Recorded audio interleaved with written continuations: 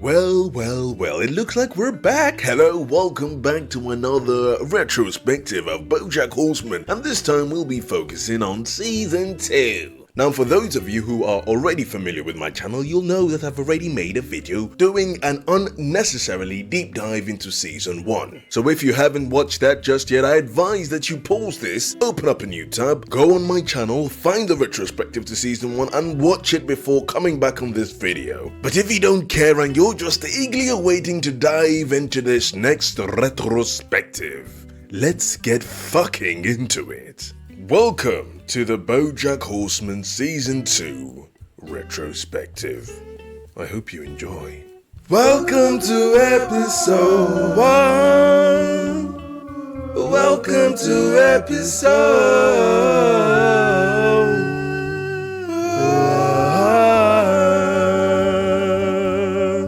BoJack Horseman Season 2.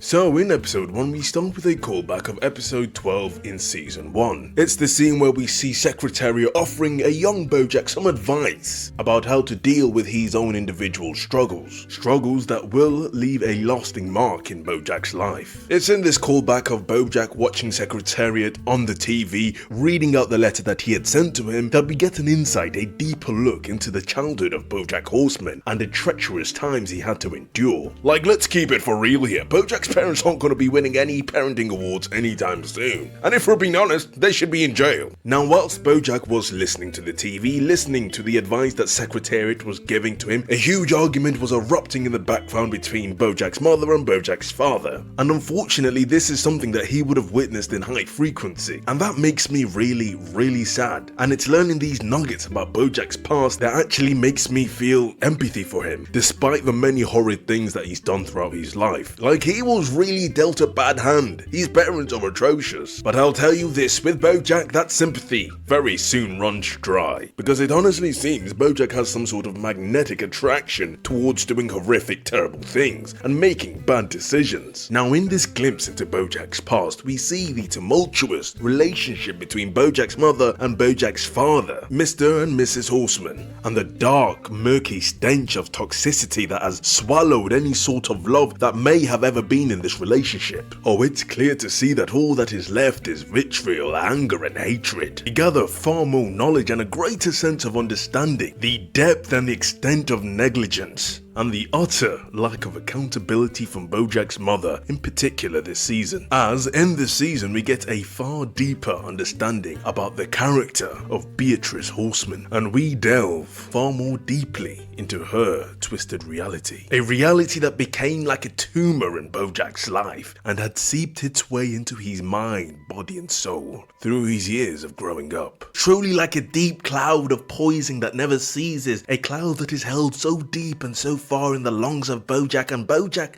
has been holding onto this cloud until it has become part of him, until he became part of it. And now he can't seem to let go. You see, the thing is, BoJack's mother seems to blame everything on him. All her failures, all her trials and tribulations, all the hurdles she's faced in her life. She puts that tremendous weight upon her child. To have such a ponderous burden at such a young age. The burden of always feeling like you are not good enough, always feeling like everything is your fault, feeling like the world would be better off without you. This was the gift that BoJack's mother gave BoJack. A life of questioning if he even deserves to be here. A wicked gift bestowed onto BoJack by a woman who was only his mother by blood, but not a mother by her character, nor was she by her actions. He's told that he ought to grow up to be something significant, something great, maybe a footballer, I don't know, something that makes a lot of money to at least make up for all the terrible things he supposedly caused her by simply being born. An action that he had no hand in, yet is constantly persecuted for by his own mother. Hello, 911. Yes, her. Send her to jail. Now, it's not really hard to imagine how a situation like this can spawn, internalized feelings of self-hatred, the birth of thought processes constantly disvaluing your achievements, making BoJack not feel good enough. And these are just some of the many traumas that have followed BoJack since he was a wee little chap. Hey, before I carry on, I just want to quickly ask, could you please help me out by subscribing? It really helps my channel out and it helps me grow and it helps me continue to do this because I love creating videos for you guys, videos that you enjoy and videos that I am proud of. And it would be an absolute dream that one day, God willing, I can make this a full-time job. I appreciate all the support, it really means a lot, so thank you very much for watching. I hope you enjoy the rest of the video. Let's get back into it. Now we are back in the present day and it looks like BoJack has taken steps towards change, towards becoming a better man, horse, thing, creature. What is BoJack? I'm scared. BoJack really said, rip me out of the packet. I've been feeling brand new, and he really does feel brand new. He wants to be brand new. He wants to be better. He wants to be the version of himself he sees in his head. And he's striving, marching head first towards that. BoJack Horseman. But the truth of the situation is, for any change to actually stick, for BoJack to actually venture through this journey of becoming a better version of himself, and for the change to actually matter, BoJack needs to journey through the multitude of traumas that have been holding him down ever since he was a child. Tackling each and every single one of them to be able to fully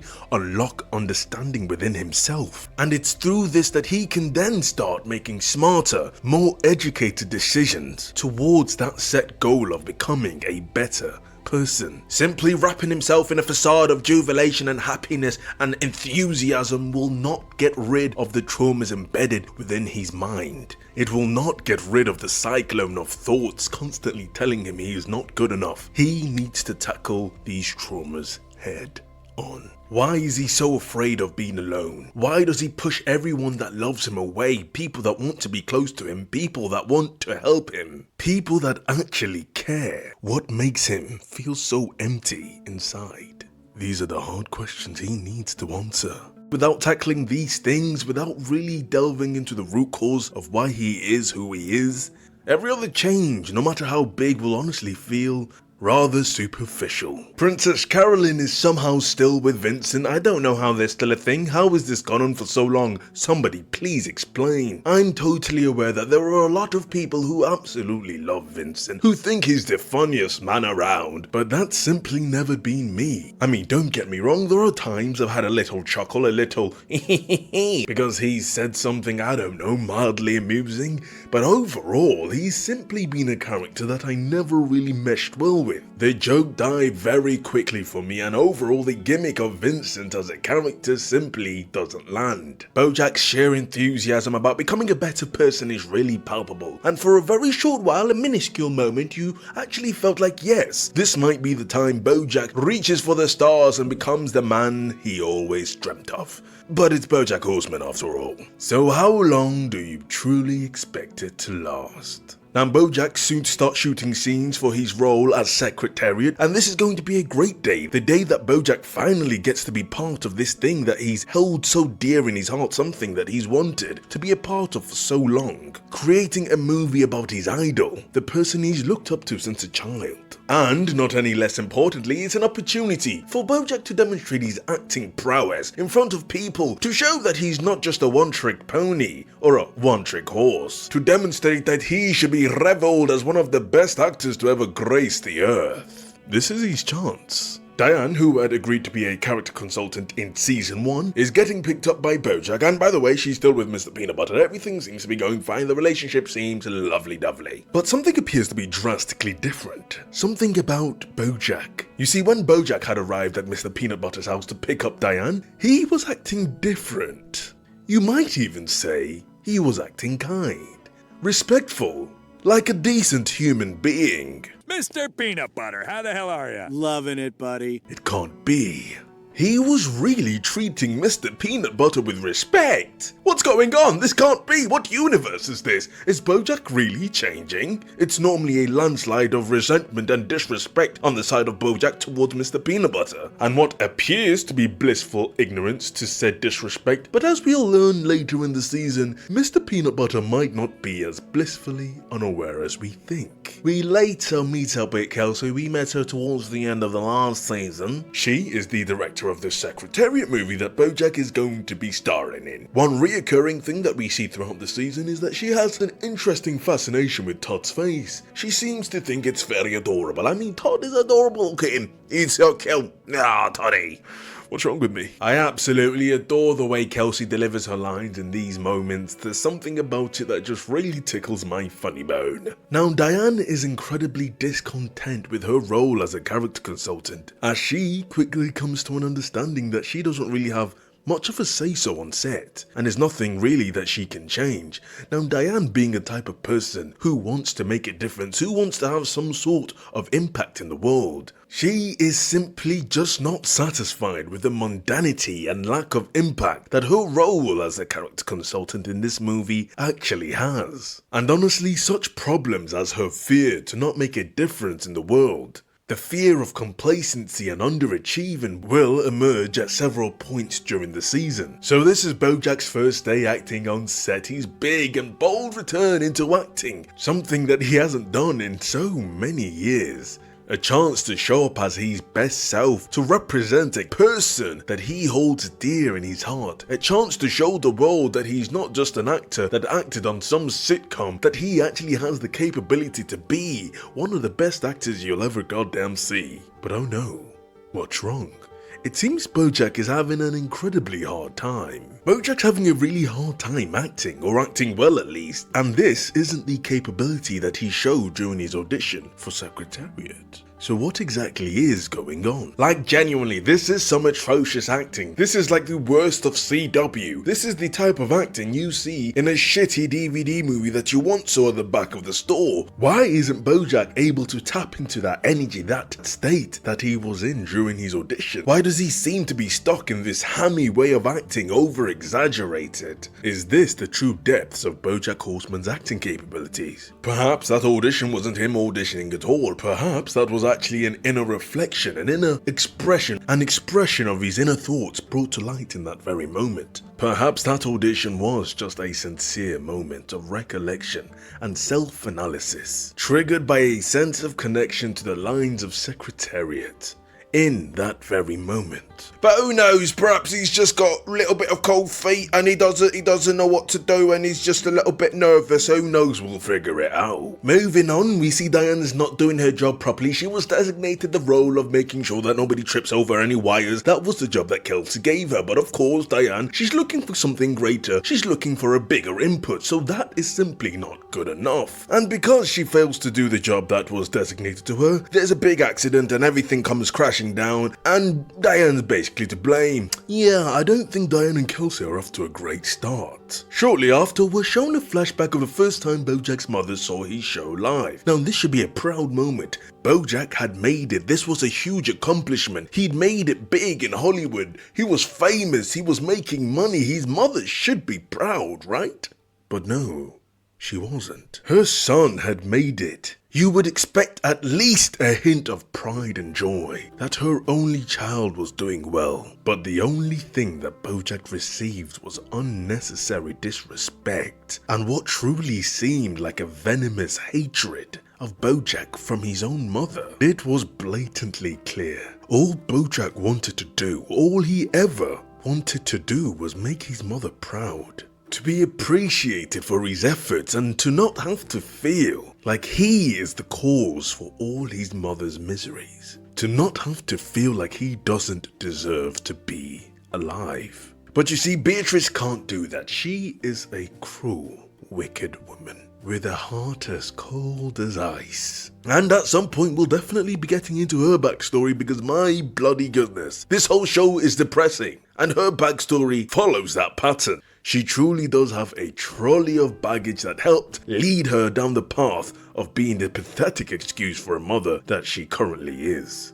BoJack just wants her approval, but she has a much more wicked and warped sense of reality. In the flashback, Beatrice views her mere presence at this show as more than she owes to BoJack, more than he deserves. But anyways, like I said, this should have been a prideful moment for her, but instead all we see is the extraordinary extent of her blatant narcissism. Looking for any alcohol. You don't know how lucky you are to have me. I hope you die before I do, so you never have to know what it's like to lose a mother. Well, as long as one of us dies, that's good enough for me. Can we please get some alcohol into my mouth! Now back to current day, BoJack is really starting to question himself, and this facade of enlightenment and betterment of self is starting to fade away. Is he actually good enough? Can he do justice to this character of Secretariat, to this horse that he has adored ever since he was a child, to someone that he viewed as a hero? Can he do it justice?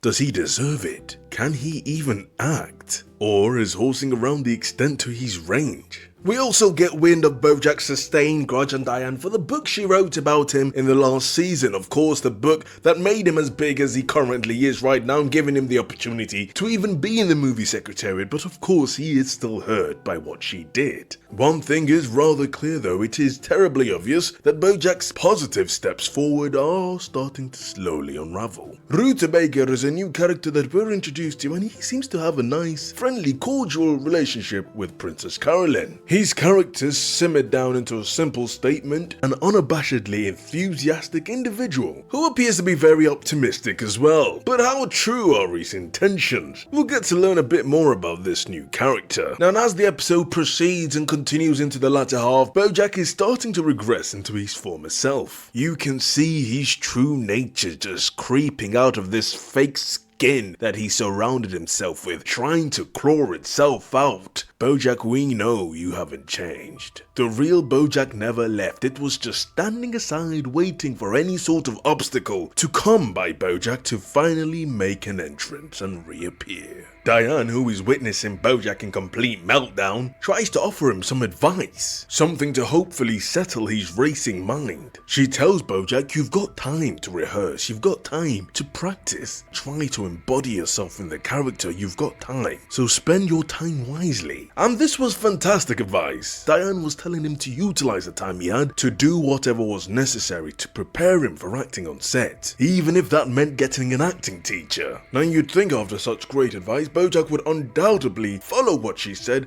and actually make attempts to make his own life easier on set. But no, he doesn't. All he does is procrastinate, and procrastinate even more, until it's finally time for him to get on set. And look, he's still as unprepared. At this point, BoJack, you are literally asking for it. You're asking for pain, asking for suffering, asking for a hard time. You refuse to actually put in any effort to make your own life easier, so why on earth do you think the universe should make it easier for you? Despite not seeming interested enough to put in the work to actually make improvements upon himself, BoJack's yearning for happiness is rather evident, and it weighs heavily on his heart and mind.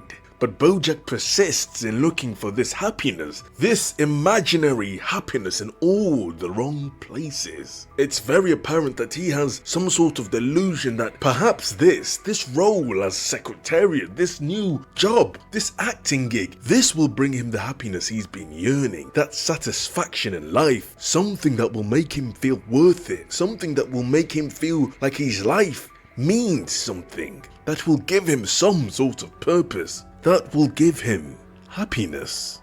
But the thing he doesn't realize is, unless he finds joy within himself, he'll never be fulfilled, and he'll never be truly happy. All he's going to get is a temporary satisfaction, but like the word suggests, it's just going to be temporary. Quick transition to Diane, and she is clearly just not satisfied with her life, which seems to be an overarching theme with all the characters, or most of the characters in the show. And it's honestly realistic. A lot of people do ponder and look back to the past, wondering, how could I have done things different? And if I did do things different, where would I be right now? And it's normal, it's a human experience to look back and wonder how things would be if you had taken a different direction. But life is honestly like a shuffle of a card deck. You may ponder on how you could have done things different, done things better. Some are dealt a bad hand despite legitimately trying their hardest, and some don't even try at all, or simply don't try hard enough and come to regret it later in life. All of us hope for a greater future. Most of us want to achieve something in life, and I'm pretty certain we all want to be happy. With the way things are going and where Diane's mind currently is, I see Sebastian St. Clair in her near future. But will that even be enough to quench her never-ending thirst for purpose. Let's quickly talk about Todd. Sweet old Todd. We've not really spoken about him in this episode, have we? So hey, let's catch up on what he's been up to. The subplot essentially goes like this. Since BoJack had changed his couch in the beginning of the episode because he's trying to renew his whole life, renew everything, get rid of everything old, it also essentially meant that BoJack had thrown away Todd's bed because that's where Todd had been sleeping and he'd grown an emotional attachment to said couch. So when BoJack had gotten a new couch, it just wasn't the same. He couldn't trust it. There was something about that couch. It's evil. It's goddamn evil. So through the episode, he basically decides to sleep everywhere else apart from the new couch, like in BoJack's car and trailer. But he later convinces himself to overcome this illogical fear. This spontaneous pep talk initially starting off as motivation towards BoJack, swiftly turning into Todd speaking to himself, trying to encourage himself to finally lay down in this new couch. Surely it's not that bad.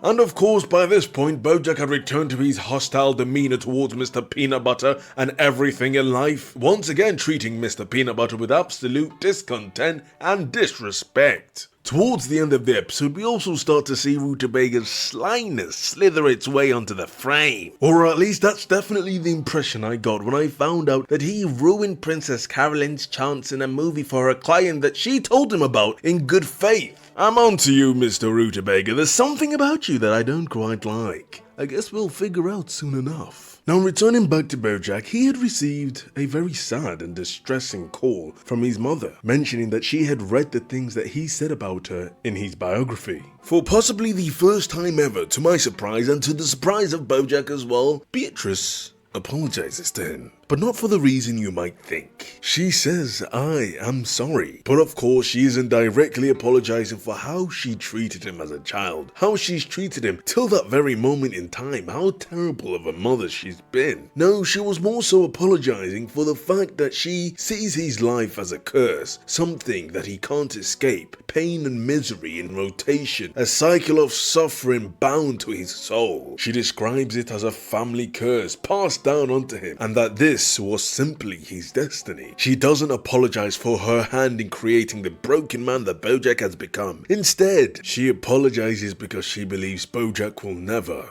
be happy. At this very moment in time, the atmosphere becomes deeply unsettling, with piano notes entering abruptly in the background, the air filled with a somber stillness. She informs BoJack that this is a curse that will be with him till his dying days. Beatrice unveils her rancid reality. She insists that BoJack is condemned to be lonely, unhappy, and forever empty.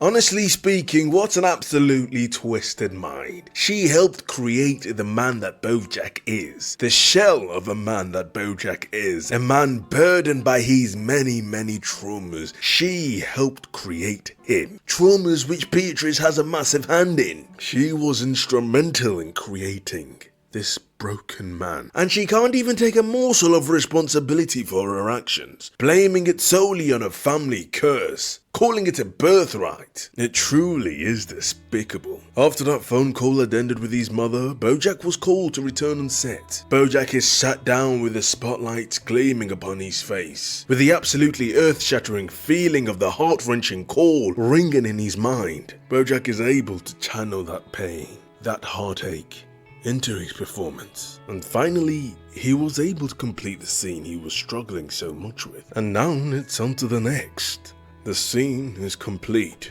but BoJack, just like he's always been, still isn't. Episode 2. Welcome to episode 2 is what we do. Sitting here trying to analyze this crew. I'm keeping this shit true. Don't be playing with me, dude. In episode 2, we get a deeper understanding of the downfalls and undesirable things that have befallen upon BoJack since his explosion in popularity, from the book that Diane had written. And of course, this was a book that explored who he was and the subtleties of his character, the acute and personal details about his past. You see, at this point, any trivial pretense of privacy that BoJack may have had was now completely a thing of the past. Everybody knows so much about BoJack, and this leads to to some issues in his dating life. There seems to be a new influx of people now dating BoJack only because of the perception or the image they have from reading this biography about him, and this biography doesn't paint him out to exactly be the best type of person you'd want to get in a relationship with. Hey, this table's a little wobbly. You want to yell at the waiter and make a scene? No, I don't need... Come on, do that BoJack thing where you make a big deal over nothing and everyone laughs at you, but also at the same time we relate because you're saying all the things polite society wants. So from that knowledge, I ask you to hazard a guess the type of individuals that are coming towards BoJack for the means of some sort of sexual romantic relationship. Yeah, they're not exactly going to be the most stable individuals, keen to find somebody with a good head on their shoulders, somebody respectful, somebody who doesn't demonstrate an onslaught of red flags every time he takes a bloody step. The biography clearly demonstrates that BoJack is riddled with baggage and red flags galore, and that any sort of relationship would likely consist of perpetual toxicity. Yeah, these women aren't looking for a healthy relationship. No, they're not at all. These two are women riddled with red flags. Plus, it must also be weird when the person you're dating, a person you've never really met, a person you don't really know, they know absolutely everything about you because they've read your book. They know where you're from, where you live, your childhood, everything, because you've told everything. So now, the whole journey of getting to know somebody you've just started dating is very one-sided.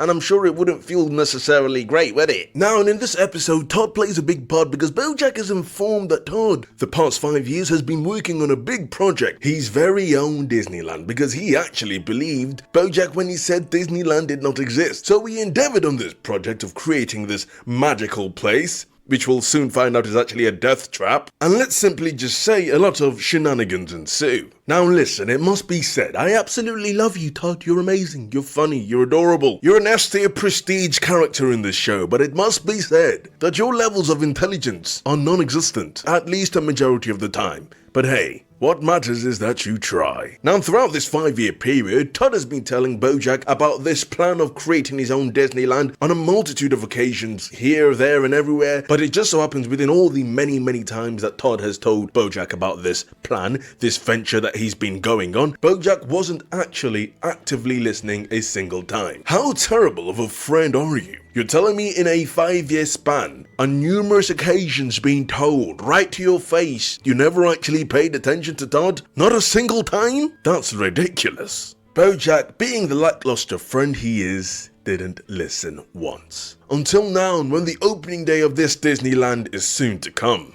Does BoJack even view Todd as any sort of a friend? Is there even an atom, a minuscule amount of respect for him? Because we've come to understand that yes, BoJack lets Todd live with him to escape his loneliness. Is that all he sees Todd as? A sort of escapism from his own mind? Company in his own misery? We meet up with Diane and Mr. Peanut Butter. Mr. Peanut Butter's getting his cone taken off, and he has a cone in the first place because he punched a mirror thinking it was another dog. So yeah, he broke his arm and the cone's there so he doesn't bloody chew his arm off. It's always cool the little real-life animal characteristics they interject into some of these characters. Makes for a quick little chuckle here and there. Well, while they're at this hospital place getting this cone taken off, there's also this little joke. I say joke, it's actually kind of depressing. It's to do with the medical industry in America and how extortionate the prices can be. Yeah, I'm not gonna go into that, but there's a lot that can be said. Anyways, as mentioned, Diana's with Mr. Peanut Butter, and it's within this time they're together that there's a conversation they have, and you can see that this is somewhat of the beginning of the spiraling, a descent into her midlife crisis. And what appears to have really propelled the spiraling is once Diane realized that she'd been to a certain restaurant over 80 times in a very short time span. And it's with this realization that Diane's fear of falling into a repetitious lifestyle where she achieves nothing in life and everything in her life is mundane and boring, and she has no real accomplishments, and she doesn't change the world. Surely there is more to her journey. Surely there's more to her life. This can't be it. Likely what she's telling herself. Likely feeling like she's not enough. Now in this moment in time, BoJack is him. All eyes are on him because he's huge. The book did astronomically well. His level of fame is once again through the roof. So he's constantly being followed and hunted by paparazzi, so he needs to find an escape, and that's what he does. And in this attempt from finding an escape from all these people who now want a piece of him, he ends up bumping into his old publisher. Now if you watch my retrospective of season 1, you'll know I absolutely love this character. It was so lovely seeing him again. But unfortunately, it seems his life is all over the place. Well listen, Mr. Penguin Man, I hope everything goes well for you. You deserve better. Now during this escape to the valley while BoJack is escaping from the paparazzis, we're introduced to a new character called Wanda. And BoJack quickly takes a liking to Wanda, as we shall see. Now so you know, Wanda recently came out of a 30-year coma. Yeah, 30 blimmin' years. Jesus. She was immediately promoted to head of programming at her job because everyone else was supposedly fired. She's really him. Or her, I should say, excuse me. Yeah, just don't try to think too hard about the logic. I know.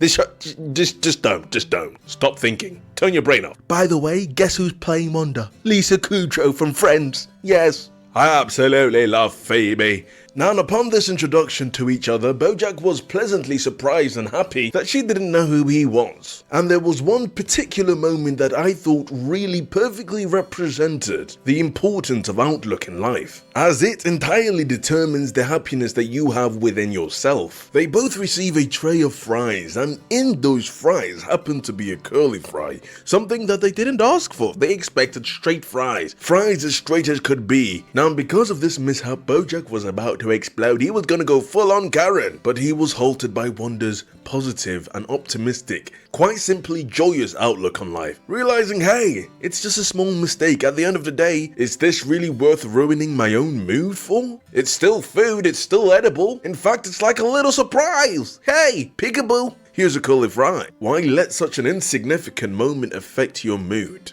Wanda's positive outlook on things, juxtaposed with BoJack's pessimism, is a true yin and yang of character. And it's honestly fascinating to see. Now BoJack and Wanda both go back to BoJack's place and talk to each other for hours upon hours, and they don't do the hanky-panky. Yeah, nobody gets a little frisky. And this is a big deal for BoJack to bring a woman home and not have sex with her. He was there to communicate? Have conversation?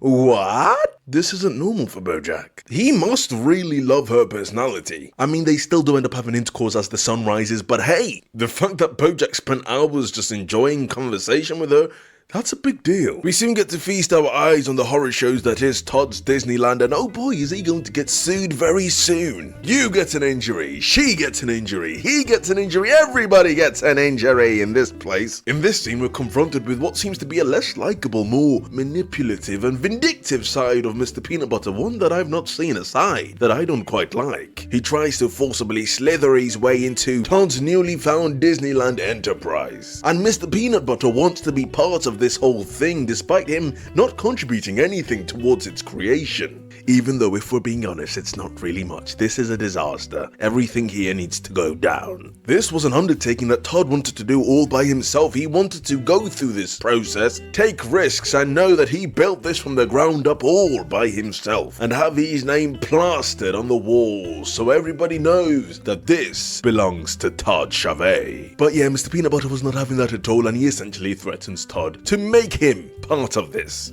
Mr. Peanut Butter, you monster. So about BoJack and Wanda, it's not very long until they make it official. Yeah, I know, that was speedy. Now they're always hanging around each other, Wanda's visiting him on set. They are both practically glowing. Diane's there to witness all this PDA, public display of affection, and it almost seems as if she's somewhat jealous. Weird. And it's after she makes a little slick comment about Wanda's supposed mental immaturity that Kelsey talks about how it's often the case that celebrities are stunted in growth, because most celebrities never feel the need to grow and evolve and seek self-improvement and live in a status of stagnation forever, because they've made it, right? And in fact, that's the belief of most people, celebrities aside. Unfortunately, like Kelsey says, it's not only celebs. Most people reach a level of stagnation, for instance, when they get married and settle into a routine whilst losing the urge and the passion to explore and to grow. Now, she does make some valid points. Many people don't make it their goal to continuously grow grow and evolve as they get older. Some people think they reach a certain age. Hey, I'm mature enough. I don't need to grow anymore. I don't need to challenge my beliefs. I don't need to search for the bigger picture and for ways to improve myself. No, I'm perfectly fine as I am. A lot of people reach a certain point and they simply no longer want to grow, learn new things about themselves, find new hobbies, keeping that constantly aging brain stimulated and healthy, making efforts and strides to always become a better person, a person who is very happy within themselves but has hunger for growth. By nature, we fall into routines, and there's nothing wrong with a routine. Routines can actually be beneficial in many ways, but oftentimes comfortability in said routines can lead us to never challenging our own beliefs and making forward strides in bettering ourselves. Now, and it's easy to understand why people with fame or stardom are more likely to reach a level of stagnation even quicker, especially when you think about how ego often comes into play. Look how successful I am, clearly I'm doing everything right. Yeah, that's not the mindset you want to have in life. Hearing all of this just adds more fuel to Diane's already building fear of stagnation in life. Fear of not making some sort of difference, of not feeling like her life actually had a purpose, of falling into a deep routine and never being able to escape. In some ways, her and BoJack are quite alike. Yeah, so later in the episode, Wanda just so happens to bump into another person who has also come out of a 30-year coma. How fucking common are 30-year comas? Is this a new fucking fashion trend? Anyways, this takes place during a date that she's having with BoJack at an 80s restaurant, which is meant to be 50s themed. Interesting. During this time, they're both having an amazing experience. BoJack is telling her how much of a great time he's had with her. He's letting his heart out. He wants it to be known. I love you, Wanda. You're amazing. Will you marry me? Okay, he doesn't say all that, but I'm sure he's thinking it in his head. She's the one. But it's in the midst of this that the guy who was also in a 30-year coma just so happens to be sitting right behind Wanda. And oh no, they have an immediate bond, something to connect over, and they seem to get along. This is not good. BoJack might actually have competition. What's going on? Yep, BoJack is immediately not liking the look of this, and jealousy rather quickly creeps up into his heart. You ain't stealing my girl, bitch, he said to himself. Okay, he didn't say that, but once again, probably what he's thinking. BoJack doesn't trust this guy, and you know, that's fairly understandable. He could have been completely lying. Maybe he overheard the conversation and just randomly decided to make a weird lie about also being in a coma. Who knows? We'll figure it out. But BoJack doesn't leave it there. He decides to go one step further. He stalks this guy. He needs to figure out exactly what's going on. So what BoJack does is he starts spying on this man, and we find out his name is Alex. Now, if we ask ourselves honestly, does this fully stem from BoJack just being protective of Wanda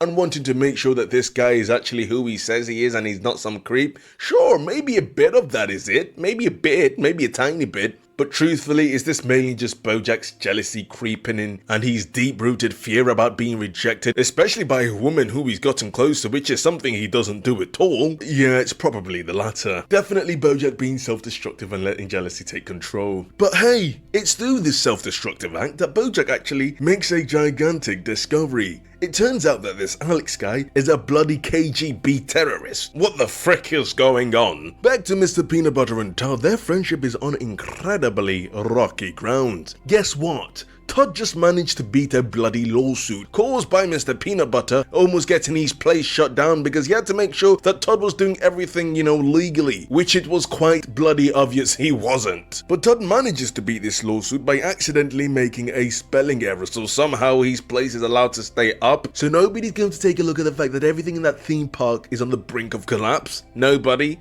Okay, that aside, Todd is not at all happy with Mr. Peanut Butter, trying to so eagerly, viciously grasp all the hard work that Todd has been doing and stick his name on it as if he's made any contribution to any of this. Yeah, we did it, buddy! Actually, I did it. I had the idea to build a park, I did all the work, and I beat the lawsuit. Todd has had enough. But we'll get back to that drama later. BoJack has hosted a party, supposedly to celebrate Todd beating this lawsuit, but it wasn't actually the case. No, this was a hoax. It was actually to expose this new Alex guy in front of everybody. I guess him and Wanda have become really close friends recently. So Alex is there, Wanda's there, tons of people are there. BoJack wants to expose this guy in front of a crowd. Maybe you should call the police. So BoJack ends up letting the news out, but somehow they all still side with Alex. This guy is literally a terrorist. He gives his sub-story and they all fall for it, despite him admitting to being a literal terrorist. He must have his charisma stats all the way maxed out. This situation drives an even deeper wedge between BoJack and Wanda. Wanda's had enough of what she believes to be just BoJack's jealousy taking over him. It's after a motivational pep talk from Princess Carolyn that BoJack decides,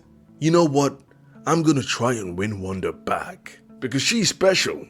And I really care about her. However, what he ends up doing may be a tiny bit misguided, but we'll get to that when we get to that. Of course, Princess Carolyn is a G. She stays being a G. A friend that BoJack honestly does not deserve. As I've stated in the past, she is far too good to BoJack, and BoJack doesn't understand nor does he appreciate how good of a friend she is. By the way, Princess Carolyn and Vincent are part of this episode, but they don't really have much to do in it, and honestly speaking, I have long since tired of their relationship, and whatever they have going on, it's just boring and unentertaining, and I have no interest in it. Now, I absolutely adore Princess Carolyn's character. She's plenty toxic in her own way, and is far from being a perfect human being, or cat. But being perfect, of course, is not what makes a good character. Princess Carolyn, just like all other characters in this show, is very flawed. And this is something we really see more of as the seasons go by. But I adore the complicated nature of her character and the intricacies in her delivery of lines, for instance. She truly is, to me, an amazing character. I just wish in the earlier half of this season, they gave her more to do, something more interesting, a more engaging storyline, because what she has with Vincent, honestly, to me, it's just not that good. BoJack goes to Todd's Disneyland, where he finds Wanda and this Alex guy hanging out together, roasting marshmallows atop a fire. Yeah, just an open fire, just there in this theme park. How is this allowed? But before the conversation between them takes place, Mr. Peanut Butter steals the moment to apologize to Todd for his actions and his unforeseen selfishness. Shortly after, a fire breaks loose in Todd's Disneyland. Oh my gosh, what a surprise, I said sarcastically. Mr. Peanut Butter jumps to save Todd heroically, and yay, they're best friends again. Todd forgives Mr. Peanut Butter. After all, he was willing in that moment to risk his life to save Todd from this dangerous, hazardous situation. Oh yeah, we don't have to worry about Alex anymore, because after revealing his plans of terrorism, he ends up deciding against doing what he initially came to do, saying that democracy sows the seeds for its own destruction, and then he waltzes away. Goodbye, Mr. Alex, you bloody strange bastard. Anyways, after the whole fire thing and everything being set ablaze, despite that, BoJack decides this is the right time to have this conversation. As the flames grow and expand in the background, Wanda is straight up and up front with him. She's getting older. She doesn't have time for BoJack to figure out his shit. She's past that stage in life. She needs someone who is ready to commit, someone who knows who they are and what they want and where they want to go in life. And it's in that moment BoJack makes a spontaneous,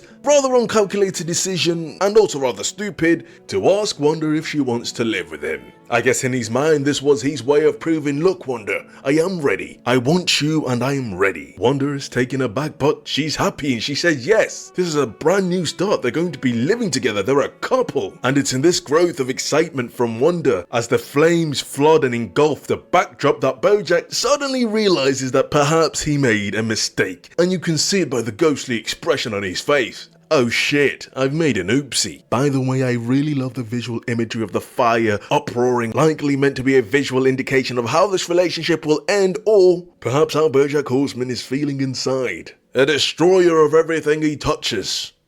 Episode 3.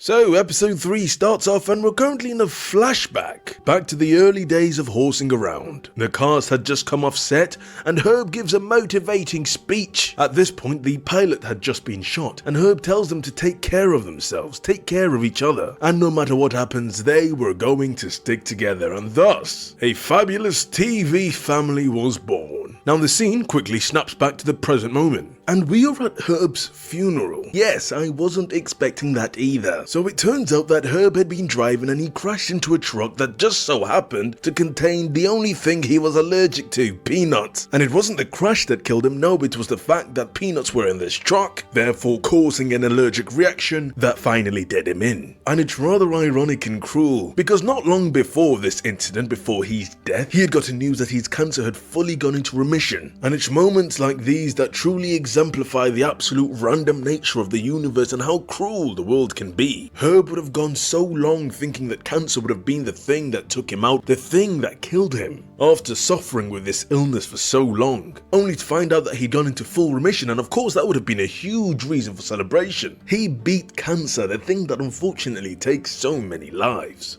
And it's not long after this amazing news that he just so happens to crash into a truck. It just perfectly illustrates how unfair, convoluted and ridiculous life often is, that he went in such a way. Like honestly, what truly is the meaning of life? Do we have an ounce, a morsel of control in this world? Or is any sense of control just a figment of our imagination? Oh, I'm getting existential here. In this funeral, BoJack bumps into Charlotte, a friend that he's not seen for 30 years. Charlotte tells BoJack to come and visit her if he's ever in New Mexico, which is her new place of residence. And boom, the seed is planted for a particular episode in this season that left me, and I'm sure many of you, lost for words. But hey, we'll worry about that episode in the latter half of this season. Let's move on for now. Now, the funeral, BoJack's guilt was eating him alive, and it was very apparent. Guilt for how he treated Herb, guilt for not appreciating the friend that Herb was, guilt for not being a true friend to Herb, guilt for pushing him aside for all those years, and guilt for how their last interaction went. Princess Carolyn's also there to try and establish business connections. And listen, as previously mentioned, Princess Carolyn is far from perfect, and many times Princess Carolyn is a perfect example of the vulture-like nature of the entertainment industry, so focused on the side of financial gain that she'll seemingly throw away any form of morality in that pursuit of said wealth and fame or whatever. And these are traits we've seen and will continue to see from her in the future. Like I said, she's a complicated character, and her complexities adds why I find her character so interesting. The family cast from Horsing Around are also there attending the funeral, each one of them having their own stories and life experiences since the ending of Horsing Around. And it's rather apparent all these experiences from each one of them have led them to a rather unsatisfied life. This once again follows that theme of lack of inner fulfillment and happiness within these characters. And also it could be seen as a reflection on the odds that being in this entertainment industry in Hollywood,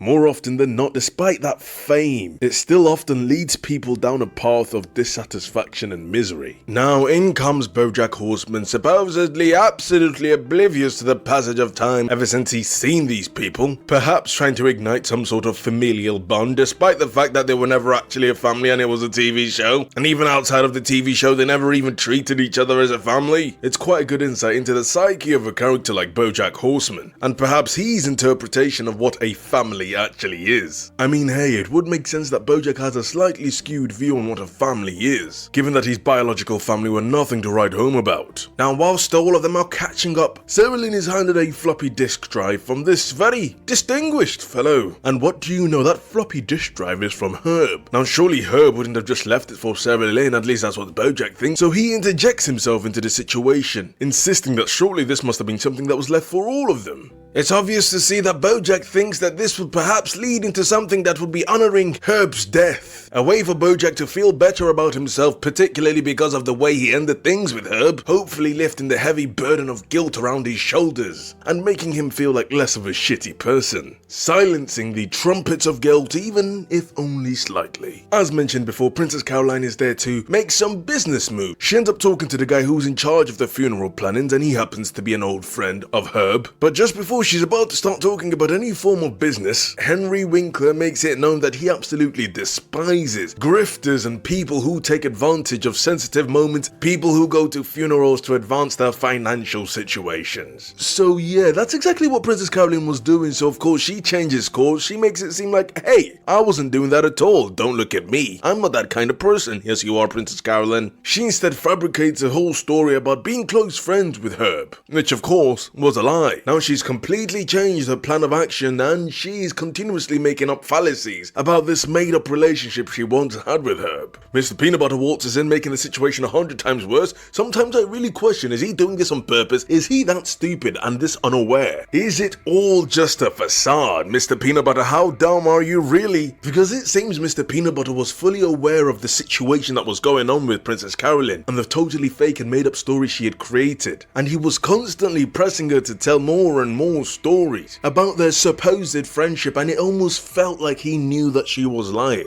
How did you know Herb? We also volunteered at a, soup plantation. A kitchen! Soup kitchen! Oh, whichever one is the good one. What? I never knew you did that. Princess Carolyn, please elaborate. The questions were so extensive and just really probing. And not just that, but the tone as well. But hey, it's likely just Mr. Peanut Butter is just really intrusive. For absolutely no reason except for making the scene utterly uncomfortable and adding some comedy to it. So Princess Carolyn ain't doing well. These lies just keep on getting bigger. I will say one thing though, as we'll come to learn later in the season, Mr. Peanut Butter isn't as oblivious as he may seem. Shortly after, we are back in the past in a flashback, and this is during the time of horsing around. This did, however, take place after Herb had already been fired from the show and the show was going in a downward trajectory. During the flashback, Joel was talking to Herb, and while she was talking to Herb, Sarah Lynn ends up asking her if she wants to hang out. Of course, being in the profession that Sarah Lynn is in, especially from such a young age, she doesn't have many friends. So of course she's searching for that sense of friendship and family that she doesn't really get to experience, especially with the life and lifestyle that was thrusted upon her at such a young age. In actuality, she doesn't have a single friend her own age due to being homeschooled. And quite randomly, after mentioning that she has a stepfather who teaches her, she also mentions that he's a photographer. Now, during my first watch through of the show, I thought absolutely nothing of that sentence. It didn't even register. I didn't think it could have a possibly deeper meaning. I didn't think it might be inferring to anything. But it was after multiple watch-throughs of this show that I started to put together the series of things that Sarah Lynn has said about her stepfather out of the blue that really made me start to question exactly what was going on between the relationship of Sarah Lynn and said stepfather. I'll be honest, it starts to paint a rather disturbing image. And of course, you may know that Sarah Lynn's mother is not exactly a shining example of what a mother should be. Now look, it's merely speculation on my end. I'm pretty sure the show never outright talks about it. But I don't believe this to be a show that would have Sarah Lynn say these type of lines at random for it to have absolutely no deeper meaning or without wanting us to inspect deeper into exactly what she's saying. Earlier on, Todd had been shooed away by BoJack to get some drinks for them. BoJack gave him $10 and Todd was on his way to accomplish this mission of buying drinks. Simple enough, right? But yeah, it's Todd, so it becomes a lot more complicated. He ends up losing the money and now he's down in the dumps. He feels dumb, he feels stupid, he feels bad about himself, he can't get anything done. He ends up meeting a random janitor who comes out of a bin, weird, and this janitor man sees how down Todd is, so he tries to cheer him up. He shows him the magical machine from Urkel that turned Urkel into a cool guy. Now the janitor man tried to use this as a way to teach Todd a lesson, so create some sort of metaphor, I guess. But no, Todd takes this quite literally and actually believes that this thing will be able to change him. So he steps into this magical changing machine, and long gone is his old boring self, Todd Chavez. Oh no, this is a brand new man. Welcome, Toad Chavez.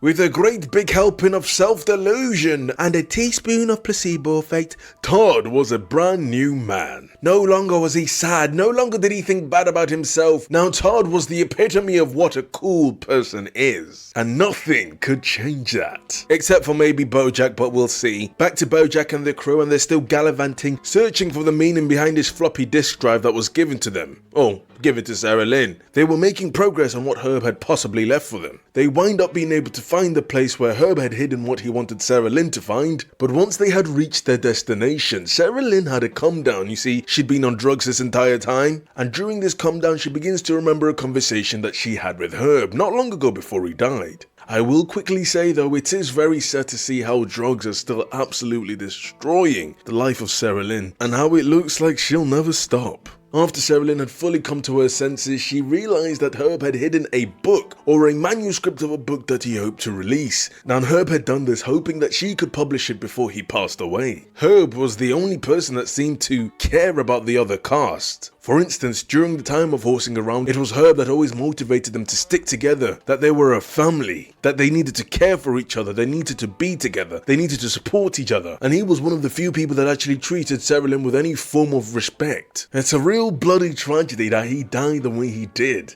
Now these guys are unable to find this manuscript, but there's a clump of hair on the floor. Sarah Lynn, for one reason or another, decides it's a good idea to taste it. Yeah. Absolutely disgusting. She was able to immediately identify it as bear fur. There's a bunch of fur in here. It's bear fur. I can tell. My stepdad was a bear. Herb's nurse is a bear. Huh. Now that information can easily fly over your head, but it's made very disturbing when you realize that her stepfather is a bear. It truly is comments like this, and comments where she mentioned that her stepfather who teaches her was also a photographer, that make me question what had happened between her and her stepfather, and it really worries me. And then I start thinking to myself, in what situation would she have ever had her stepfather's photo in her mouth? Why?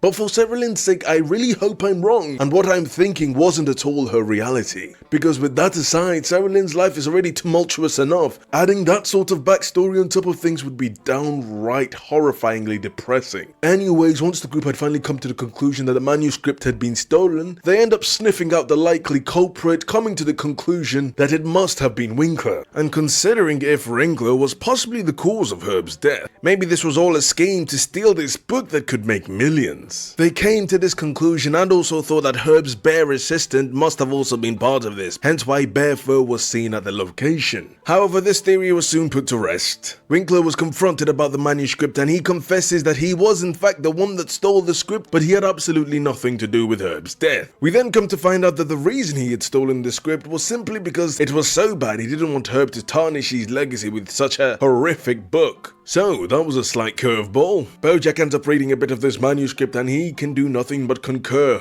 Wow, this book must have been trash. It's unfortunate because BoJack was so desperate to fix something, some way to make up for his failures as a friend while Herb was alive, but it was too late. Nothing was going to minimize the vast amounts of guilt he felt in his heart. BoJack hoped that he could at least do right by him in death. Honestly, an urge that wasn't fueled by selflessness, but one to simply dull the sombering blades of regret. Oh yeah, Toad Chavez. Let's not forget about him. He ends up meeting up with BoJack later to hand him the drinks that he had bought. And it only takes one single comment from BoJack to absolutely dismantle Todd's new sense of confidence. And this makes me realize the extent to which BoJack's words mean to Todd, and how highly Todd seems to place him. And it's also rather symbolic of what happens to those around BoJack. Before you know it, all sense of positivity, optimism, and joy in life slowly starts to trickle away until there's absolutely nothing left but a vast emptiness. I think what BoJack is mostly scared of is himself. Because as much as he might want to blame other things and other people and circumstances in his life for why he is the way he is, at the end of the day he knows. At this point he has no one to blame. He is the person he is because he's content staying there. Content in that mental stagnation, unwilling to push himself through a stage of growth. Consistently trying to convince himself that he has no way out. And hoping that just because he hopes and wishes he was a better person, that in of itself makes him better, which it doesn't. BoJack is a miserable man, and whether he would admit it or not, his actions show that he is content in the misery that he's in. And he'll do anything to drag people down to that level because, as the saying goes, misery sure does love company. Episode 4.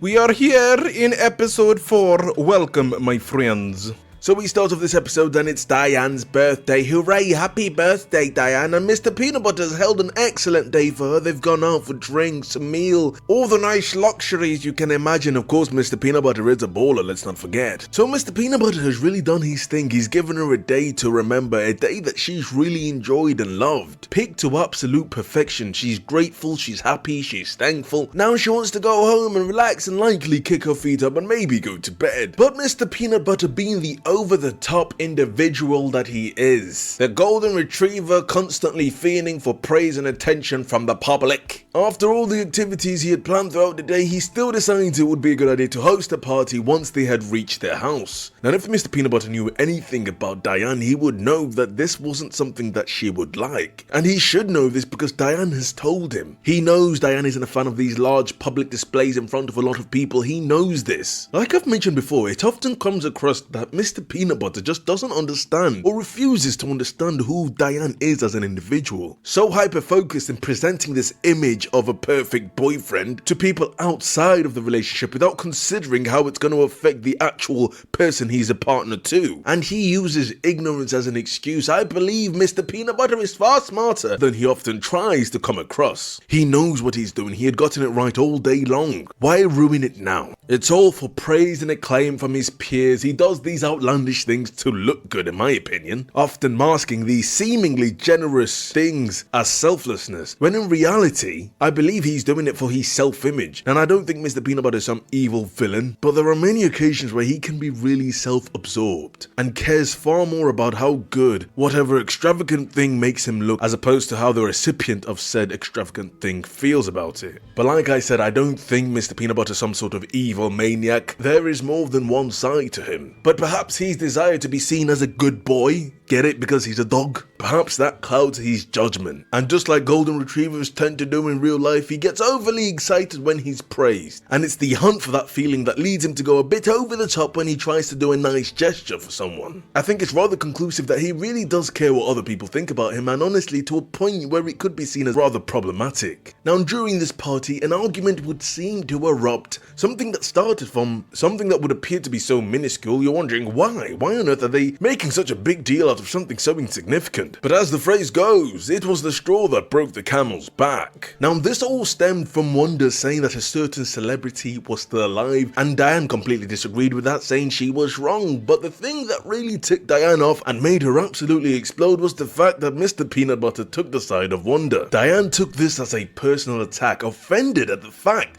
that her husband would side with Wanda over her. I will say this, it's rather irrefutable that that outburst is not the action of somebody who is in a good place mentally. It's clear to see that this was an accumulation of many things all come together to form this unleashing of anger upon the guests. Clearly, an accumulation of unresolved issues within herself and her relationship with Mr. Peanut Butter. Well, whilst this argument is still happening and everybody's now leaving because awkward, we follow the venture of BoJack and Wanda on the drive home, as well as Princess Carolyn, who is giving Todd a ride home. As they're making their way back home, Princess Carolyn sees who she believes to be Vincent. But no, this is different. Vincent wasn't wearing his disguise. Well, to her it isn't a disguise, and she actually believes that's a bloody grown man. But now she sees in front of her what appears to be Vincent, but a child. What could this mean? Princess Carolyn, please tell me you're smart enough to understand. BoJack was right all this time. Oh, okay. She's come to a completely different conclusion. It must be Vincent's child. Surely that's the thing.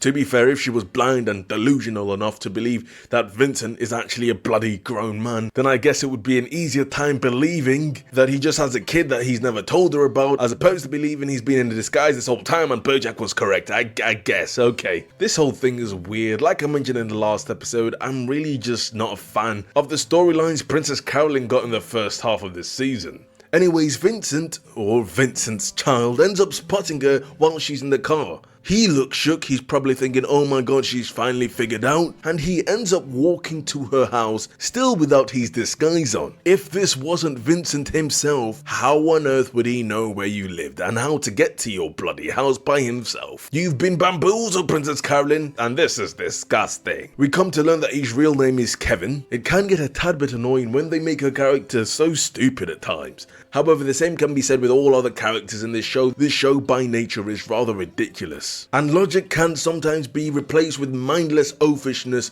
for the sake of comedy. And oftentimes, honestly, that does land in the show, but there are just some moments where it really fails to hit the mark, or where an action is made that is so out of character it honestly just does a disservice. What follows is a couple minutes of excruciatingly unentertaining minutes of Kevin aka Vincent trying to convince Princess Carolyn that they are two separate individuals. Kevin's really hitting her with some Scooby-Doo shenanigans, changing costumes while she's out of the room and all that shit. And clearly he's got two other friends coming from somewhere. Where are they from? Who are they? Why are they helping him? Maybe I'm missing something. Maybe there's a deeper meaning to Vincent. Maybe he's representative of Princess Carolyn's choice in men, how she goes for men who are needy and childish. Maybe this Vincent guy is actually legit. The way he is portrayed is emblematic of Princess Carolyn's choice to stick by emotionally immature men. Nah, that's all bullshit. It's three kids in a trench coat and it's disgusting. Anyways, let's see what BoJack and Wanda are up to. So BoJack, having seen what had just happened between Diane and Mr. Peanut Butter, is starting to panic a bit because he's starting to wonder and ponder if this could possibly be him and Wanda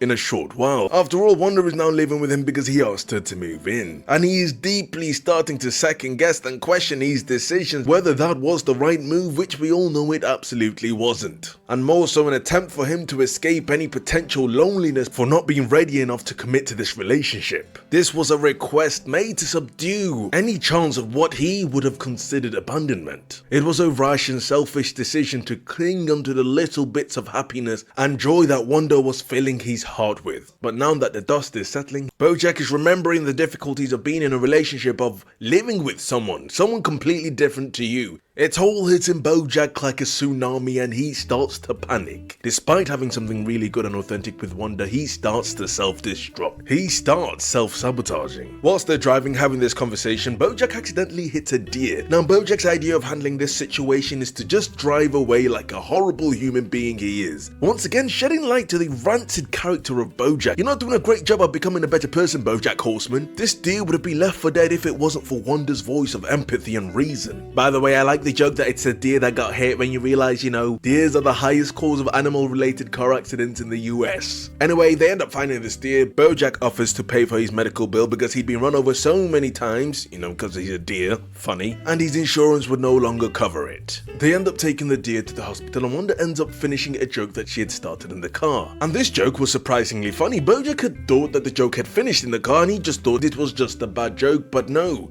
Wanda wasn't done. She ends up closing off the scene by saying, "See, some things just take time."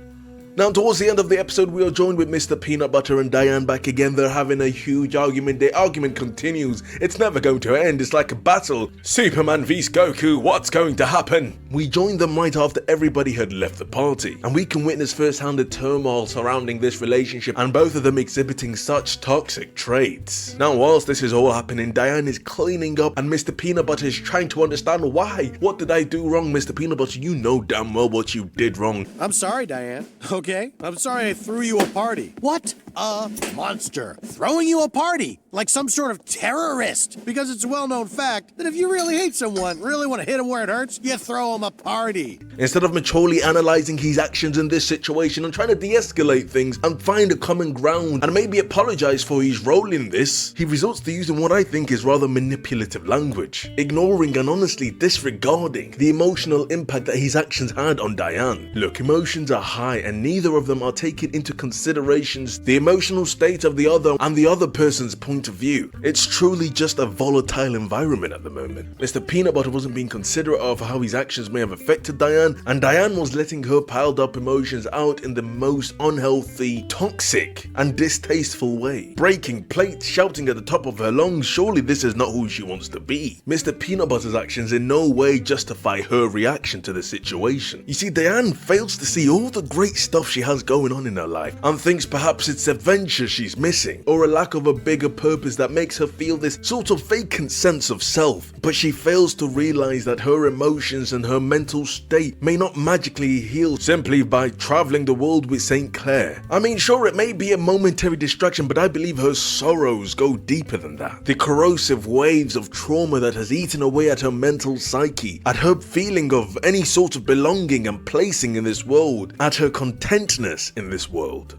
More things are brought up in this argument. Diane honestly villainizes Mr. Peanut Butter more than he actually deserves. He conveys his fears and his worries about her going to this faraway land with Mr. St. Clair. Of course he's worried, he's her husband. He wasn't trying to force her to not go, he was simply worried about her. And he doesn't want her to die. But in that moment of built up anger, she wasn't considering her husband's point of view. At the end of the day, ultimately it is her decision to make whether she wants to go. And Mr. Peanut Butter definitely understands that, but I'm sure, as anybody would be, he is fearful and uncertain of what would happen if she was to go. They are married and they should be working as a team, trying to understand each other's points of view. Mr. Peanut Butter's perspective should be respected. As I've stated, Mr. Peanut Butter is a deeply flawed dog. And once again, I'll repeat, every character in this show is deeply flawed. It's one of the great things about it, the beautiful nature of the script and how detailed and intricate each character is. And despite Mr. Peanut Butter's flaws and how self-absorbed he can be, there is no doubt in my mind that he does love and care about Diane. They do love each other, but there's one thing you learn as you get older.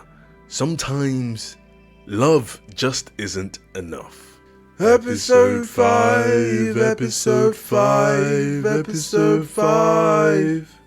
So now this episode was a whole bundle of absolute randomness. We followed Todd on his search and journey for self-worth and understanding about what he's meant to do in this life, a purpose in what can often feel like a meaningless existence. He ends up finding what he believes to be his calling in taking care of this runaway chicken that escaped from the food factory. This chicken truly is the chosen one, it escaped its destiny, and a lot of shenanigans ensue. We follow BoJack as he makes these desperate attempts to get the approval of Kelsey because Kelsey really is not a fan of him. And BoJack can't stand it. He hates when people don't like him. He hates that sense of rejection, of not being wanted, and he wants to understand why. Why isn't he loved? What has he done? Surely he can do something. Surely he can convince her that he actually is this amazing person, that he deserves her approval. He's so desperate for acceptance yet eager to push anyone away. A self-fulfilling prophecy of guaranteed loneliness. Diane in this episode is tasked with taking care of Kelsey's daughter, a task that doesn't go quite to plan. Things aren't as straightforward and she ends up crossing paths with Todd later in the episode, which lead to some interesting circumstances. Now it's quite clear that there's some sort of static between Diane and Kelsey's daughter. Diane sees her younger self in Kelsey's daughter, who's called Irvin by the way. She's edgy, perpetually uninterested, and thinks she's so bloody unique. Aspects that Diane recognizes from her own youth. But Irvin ain't feeling Diane at all. You know, she's your typical angsty teen, causing a commotion for absolutely no reason whatsoever and being rude. Just so mean. Oh, she feels like she's misunderstood by everyone. Now Diane can feel this judgment coming from Irvin, and she's had enough. She now feels this pressure placed on her and she wants to prove to herself and to Irvin that she's not this boring older woman about to wither away and die. No, she's still as rebellious and cool and can do cool stuff, yay. And it's because of Irvin and Diane's self-imposed pressure to make herself seem cooler that she ends up doing stuff that she wouldn't normally do, like helping Todd with this escapee chicken situation. But hey, before we talk more about Diane and how she ends up crossing paths with BoJack as well as Todd, let's do a little rewind back to the start of the episode and figure out how we even got here. The episode is set up by showing an advert for delicious fried chicken sold by Gentle Farms. By the way, this guy here, this chicken being thing, he's creepy. I don't like him. The fact that they are chickens and they are selling chickens, this is strange. How is this allowed? What's going on here? This is cannibalism. Now look, I'm no vegan at all. I often gobble down on a 10-piece chicken nugget, staring into the sky, wondering what the frick I'm doing with my life and how I got to this point. My belly protruding, my waistband about to snap, and I'm crying to myself, oh Lord, I'm still hungry. But this episode made me really feel some sort of way about eating chicken. Perhaps I'll have to go down to a 2-piece. So let's get this straight. In this world, animals and human beings live as equals. The animals in this show can be just as intelligent as the humans. In fact, the animals and the humans in this show bloody mate together. This is fucking weird. But of course, these are more so humanoid animals that can talk and walk. But for goodness sake, the guy selling the chickens is a chicken himself. Sir, do you have no self-respect? Now this guy is rivals with Chicken for Days, another company with a reputation of not exactly treating its chickens well through life. They don't even attempt to differentiate the physical qualities of the chickens meant to be eaten and the normal humanoid chickens. Both are very much humanoid. The only difference is once born, the chickens that are picked for consumptions are essentially injected with a whole bunch of hormones that affect their brain capacity. So to be clear, that's essentially the humanoid chickens giving birth, making the baby humanoid chicken brain dead, and then using that as justification to be able to eat it. That's bloody horrific. Send these guys to jail. These chickens have been robbed of their lives, ready to be served up hot to a hungry customer. Lord have mercy. Anyways, back to BoJack. BoJack causes a wave of car crashes because he's too busy on his phone while bloody driving. BoJack, what's wrong with you? And this is how that chicken escapes, the chicken that's meant to be cooked and bloody eaten, and that chicken ends up finding its way to Todd. On this very day, Todd is unsure of what to actually do with himself. He's unsure of where to go in life, but things change for the better once he meets this chicken who he names Becca. Now he has a purpose. Now he is a guardian. But oh no, things aren't going to be that simple because now he's being investigated by the police. You have officers knocking at the door of Mr. Peanut Butter's house, which is where he's currently at. Todd is investigated and interrogated by Officer Meow Meow Fuzzyface. That is an adorable name. Officer Fuzzyface is no joke. He's searching around and he's determined to find this chicken because someone's finna eat. But Todd somehow manages to excellently avoid and maneuver against all the questions until the officer finally leaves. Bravo, Todd. Now Diane, who is with Irvin, ends up going home, and this is where she meets Todd with the chicken. All the information is divulged to her and she finally understands what's going on, and of course she's telling Todd, hey, this is dangerous, we could get in a lot of trouble for this, and she wants Todd to surrender the chicken. Refrain from your escapades, Todd, she thought. But that mindset was quickly switched into a mindset of, you know what, we can do this, I can help you, Todd, I'm willing to risk it all. Diane had something to prove, not just to Irvin, but to herself. But now all the cops are looking for this bloody chicken. Shit is getting real. Diane, Irvin and Todd make it their mission, make it their goal to get this chicken to safety, to Gentle Farm, so that she can at least have some sort of respectful living before her death. Todd has bonded with this chicken, and it's rather apparent that saying goodbye was hard. BoJack is with Kelsey, still trying to change her perception on him, doing any and everything he can to try and make her view him as a better individual than he actually is, hoping and praying that she may see him in a positive light. But of course Kelsey can see through all of this, all these lies, and the fake facade that BoJack is trying to put on in order to impress her. But BoJack doesn't want to give up. This is an aspiration that he can't let go. He needs to know that Kelsey actually likes him. He's truly desperate to be adored by all, yet the destroyer of any love that blossoms in the light of his own attempts. Kelsey ends up getting a call from the police and she finds out the dangers that her daughter is in,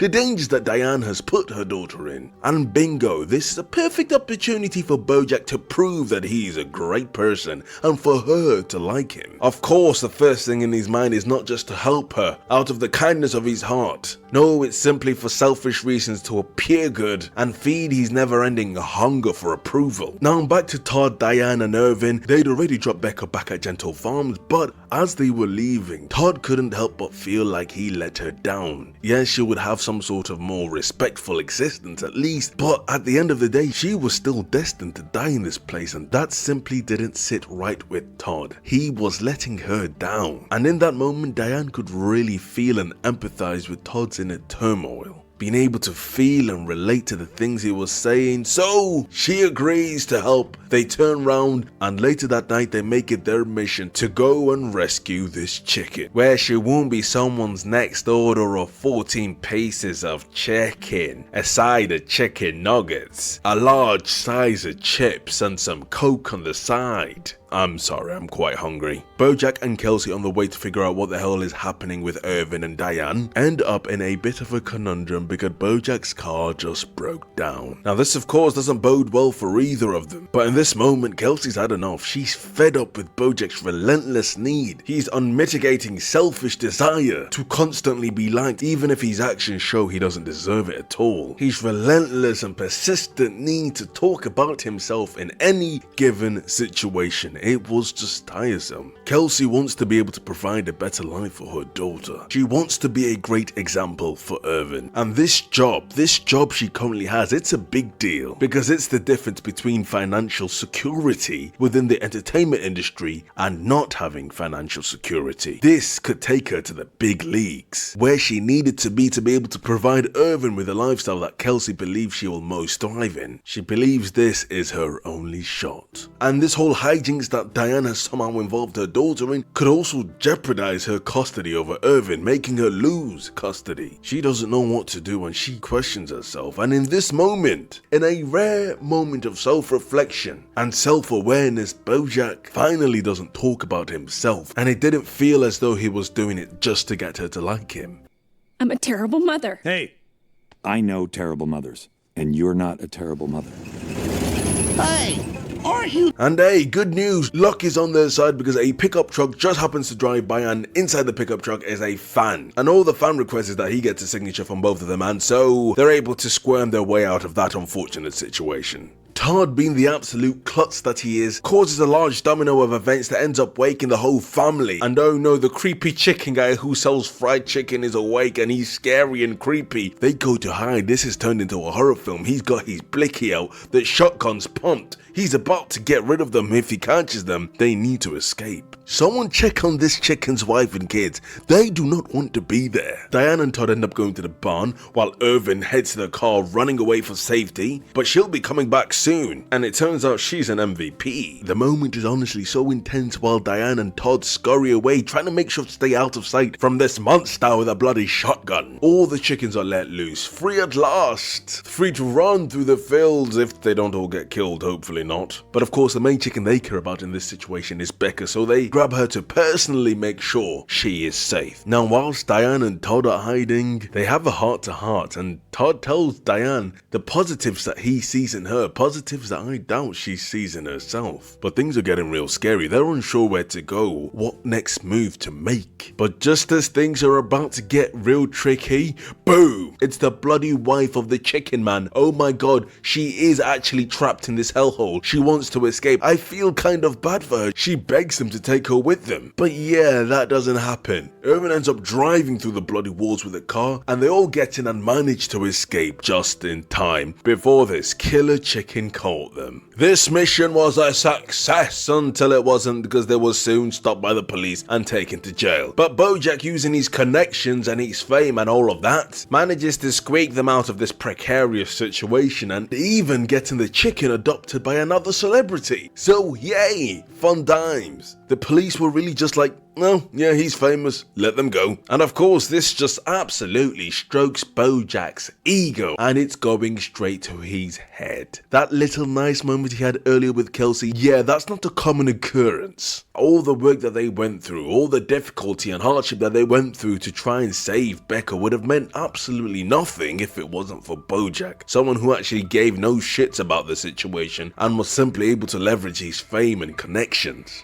And this was brought up by Irvin while they were in the car eating their sandwiches. Did they actually make any form of difference, any sort of difference? If it wasn't for BoJack, what change at all would they have made? It was a difference nonetheless. This being said, as they drive past a Chicken for Days restaurant as it updates its numbers from 5 billion served to 6 billion served. How depressingly ironic. It just really exemplifies that feeling of trying so hard at something, trying and wanting so desperately to change, but despite all your attempts, despite all the efforts, it feels like you're in the same place. Episode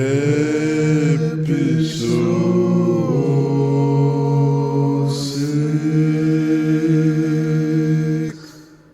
Alright, so as we start off episode 6, we're almost at the halfway point, so pat yourselves on the back if you've made it this far. I appreciate you. Make sure, guys, that you have liked, subscribed, and you share this video. Once again, thank you. So you've got Mr. Peanut Butter and Todd, and of course they are a mix not made in heaven, and they're trying to figure out exactly what type of business venture, business plans they can now sink themselves into. Of course, Todd's Disneyland didn't exactly work out, but maybe they can go into something together and create a company never to be forgotten. But honestly speaking, these business plans are absolutely atrocious. I mean, their idea today was a bagel catcher. Yes, for the times your bagel comes flying out of the bloody toaster, about to hit your face at 180 miles per hour. With a bagel catcher now, you'll be able to catch and save your pretty face. Yeah, this is not going to take off anywhere, but their dreams are shortly crushed when Mr. Peanut Butter realizes he's no longer as loaded as he used to be. They have been throwing their money away like it grows on trees. Well, paper does grow on trees and money is paper.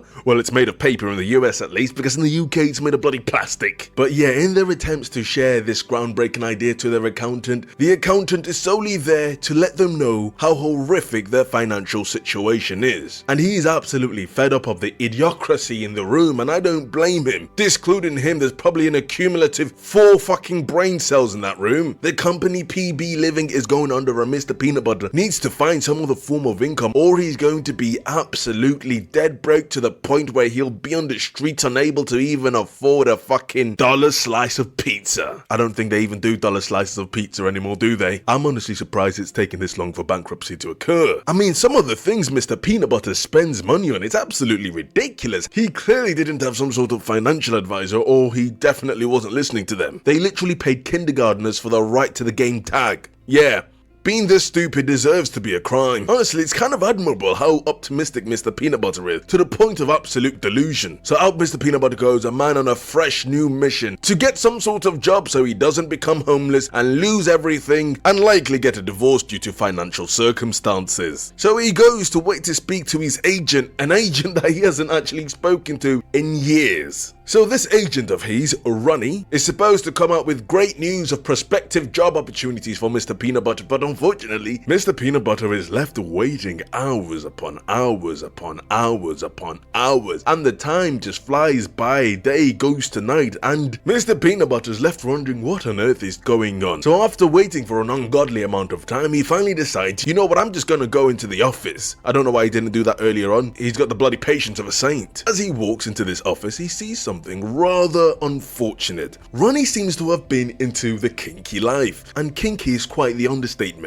It appears he was partaking in erotic asphyxiation. Now that's a kink I don't think I'll ever understand. So as Mr. Peanut Butter enters the room, he's met with the sight of Ronnie unfortunately passed away, and super unfortunately with his pants down and he's dangling, flapping about. Yeah, talk about a not so graceful way to die. Hey, Mr. Peanut Butter seems to be handling it very well, and I have absolutely no idea how. I know that would give me PTSD, that would be traumatizing for life. It must be said, Mr. Peanut Butter sure does have a formidable mind. The presenters of Morning Time Hollywood. Imagine a drama / tea spilling show that cares nothing about decency and only spilling tea and viewership. So they're talking about the situation of Mr. Peanut Butter's agent dying, and the utter lack of respect and human decency in the way they talk about the situation is mind-boggling. The way in which Ronnie did go out was particularly unusual, but it still remains disturbing how light-heartedly and comically they take the entire situation. But am I surprised at all? No, such behavior is indicative to how the internet in general does treat serious situations. Nowadays, everything is turned into a bloody joke, no matter how serious it actually is. I've seen how dark some memes get. It truly does reflect how unempathetic people can be towards each other, particularly in the entertainment industry, where it seems the main focus is trying to get some sort of financial gain, and morality and respect for human lives and other individuals is pushed to the wayside. It's a cold world we live in. It's a cold, cold world. This plays in the background as BoJack asks Wanda if she wants to go to this new food spot. I mean, man, people are really just acclimated to how fucked up the world is now with everything on social media and everybody seeing everything all at once. It's no longer surprising to anybody. You could literally hear the most horrific thing on news. Next second you're scrolling on YouTube Shorts and you've completely forgotten about what you just heard 5 minutes ago. Well, not me, because I refuse to have the attention span of a bloody goldfish. So, Wanda and BoJack make plans to go to this new food truck later that day. And just as BoJack is about to leave, oh my god, he just said the L word. He just said, love you. BoJack is frozen. He doesn't know what to do. He just said the L word. He didn't mean to, or did he? Was it a subconscious thing? Does he really love her? What's going on? Is this how he really feels? Can he take it back? Are you allowed to take it back? He takes it back. Oh my god, he took it back. Wanda's confused. I'm confused. Todd's confused. Todd's lost. Todd's always confused. This is bloody awkward. BoJack runs out of the house and he's panting, breathing heavy. What an unforeseen conundrum. Okay, he just needs to leave and get out, and hopefully she won't even remember it happened. Where's his car key? Oh no, he forgot his car key inside.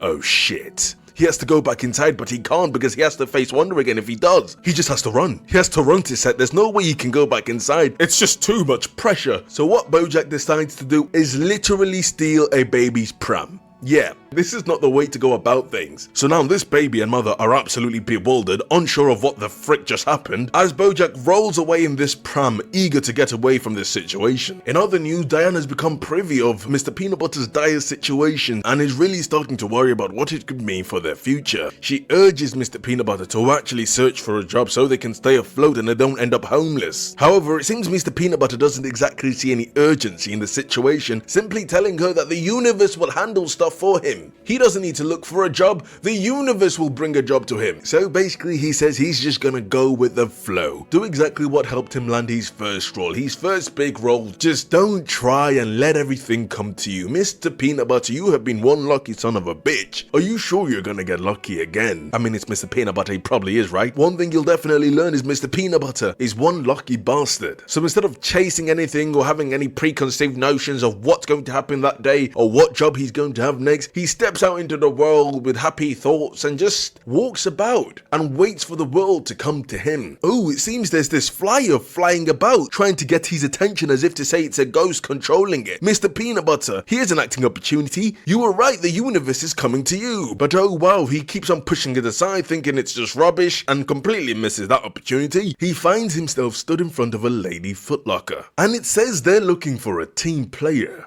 And guess what? Mr. Peanut Butter's a team player. He can feel it. The universe is telling him that he needs to be in this place. He needs to work for Lady Footlocker. This is his chance, his opportunity to follow his destiny.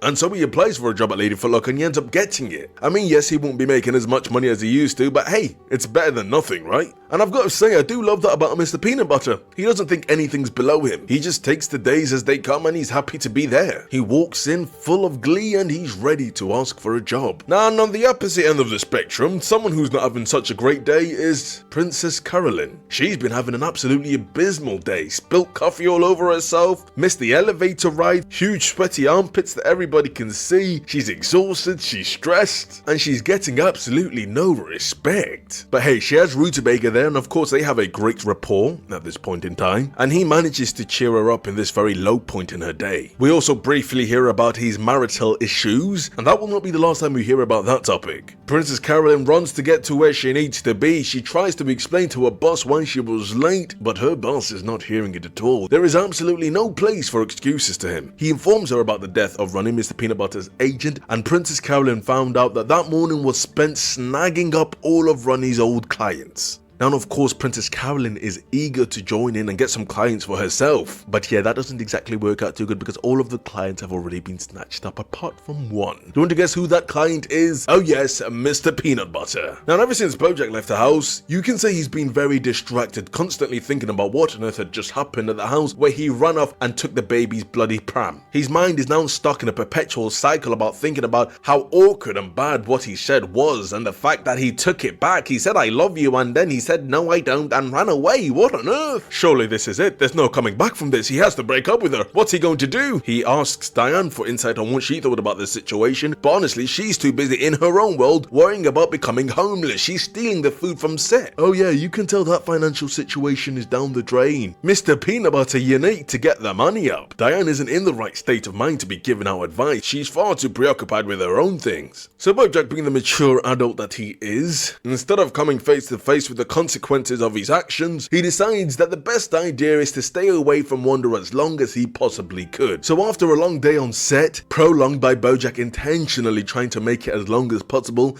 he then decides, hey guys, who wants to go out for drinks afterwards? What's the point going home and facing the consequences of our actions? BoJack just isn't ready to see Wanda. He even ignored a pager that she sent him earlier in the day. BoJack does manage to find somebody to go to the bar with him, his co-star Corduroy. And it's within this interaction with this new character that we learned that Corduroy has been shaken by the circumstances of recent times with Ronnie passing away, because it just so happens that Corduroy is also into the same fetish. Now he's stuck dwelling on the fact that that could have been him. There are many circumstances where he could have died doing this to himself, and he's really second guessing and contemplating about his life choices. So as he's telling BoJack about all this, he begins to go into a bit too much detail, and understandably BoJack is visibly uncomfortable. He tries to push the conversation to a different direction, and Corduroy then starts talking about religion. Sure. Thank God. Hey man, it's funny you should mention God, because my new thing is the Bible. Tell me, have you accepted Jesus Christ as your Lord and personal Savior? So, noose-wise, But you see, eventually BoJack has to return home. He can't be hiding away forever. And on his return, as he tries to quietly sneak his way in as Wanda sleeps, he slithers his way into bed, hoping and praying that she doesn't wake up. But hey, she's an owl, she's nocturnal. And she wakes up, and thus begins the confrontation and the awkwardness. But Wanda tells BoJack that it's okay that he doesn't love her, because she doesn't love him. Yikes, okay, that's not exactly what BoJack wanted to hear. Because realistically, I don't think it's the fact that he doesn't love Wanda. I think it's more so him being vulnerable and the fear behind potentially being rejected. So you know damn well that's not going to be leaving his mind anytime soon. Oh no, BoJack's going to be clinging onto those words for a long while now. In the next scene, we've got Morning Time, Hollywood, and a Ryan Seacrest type, and we meet a new character called Hank Hippopopoulos.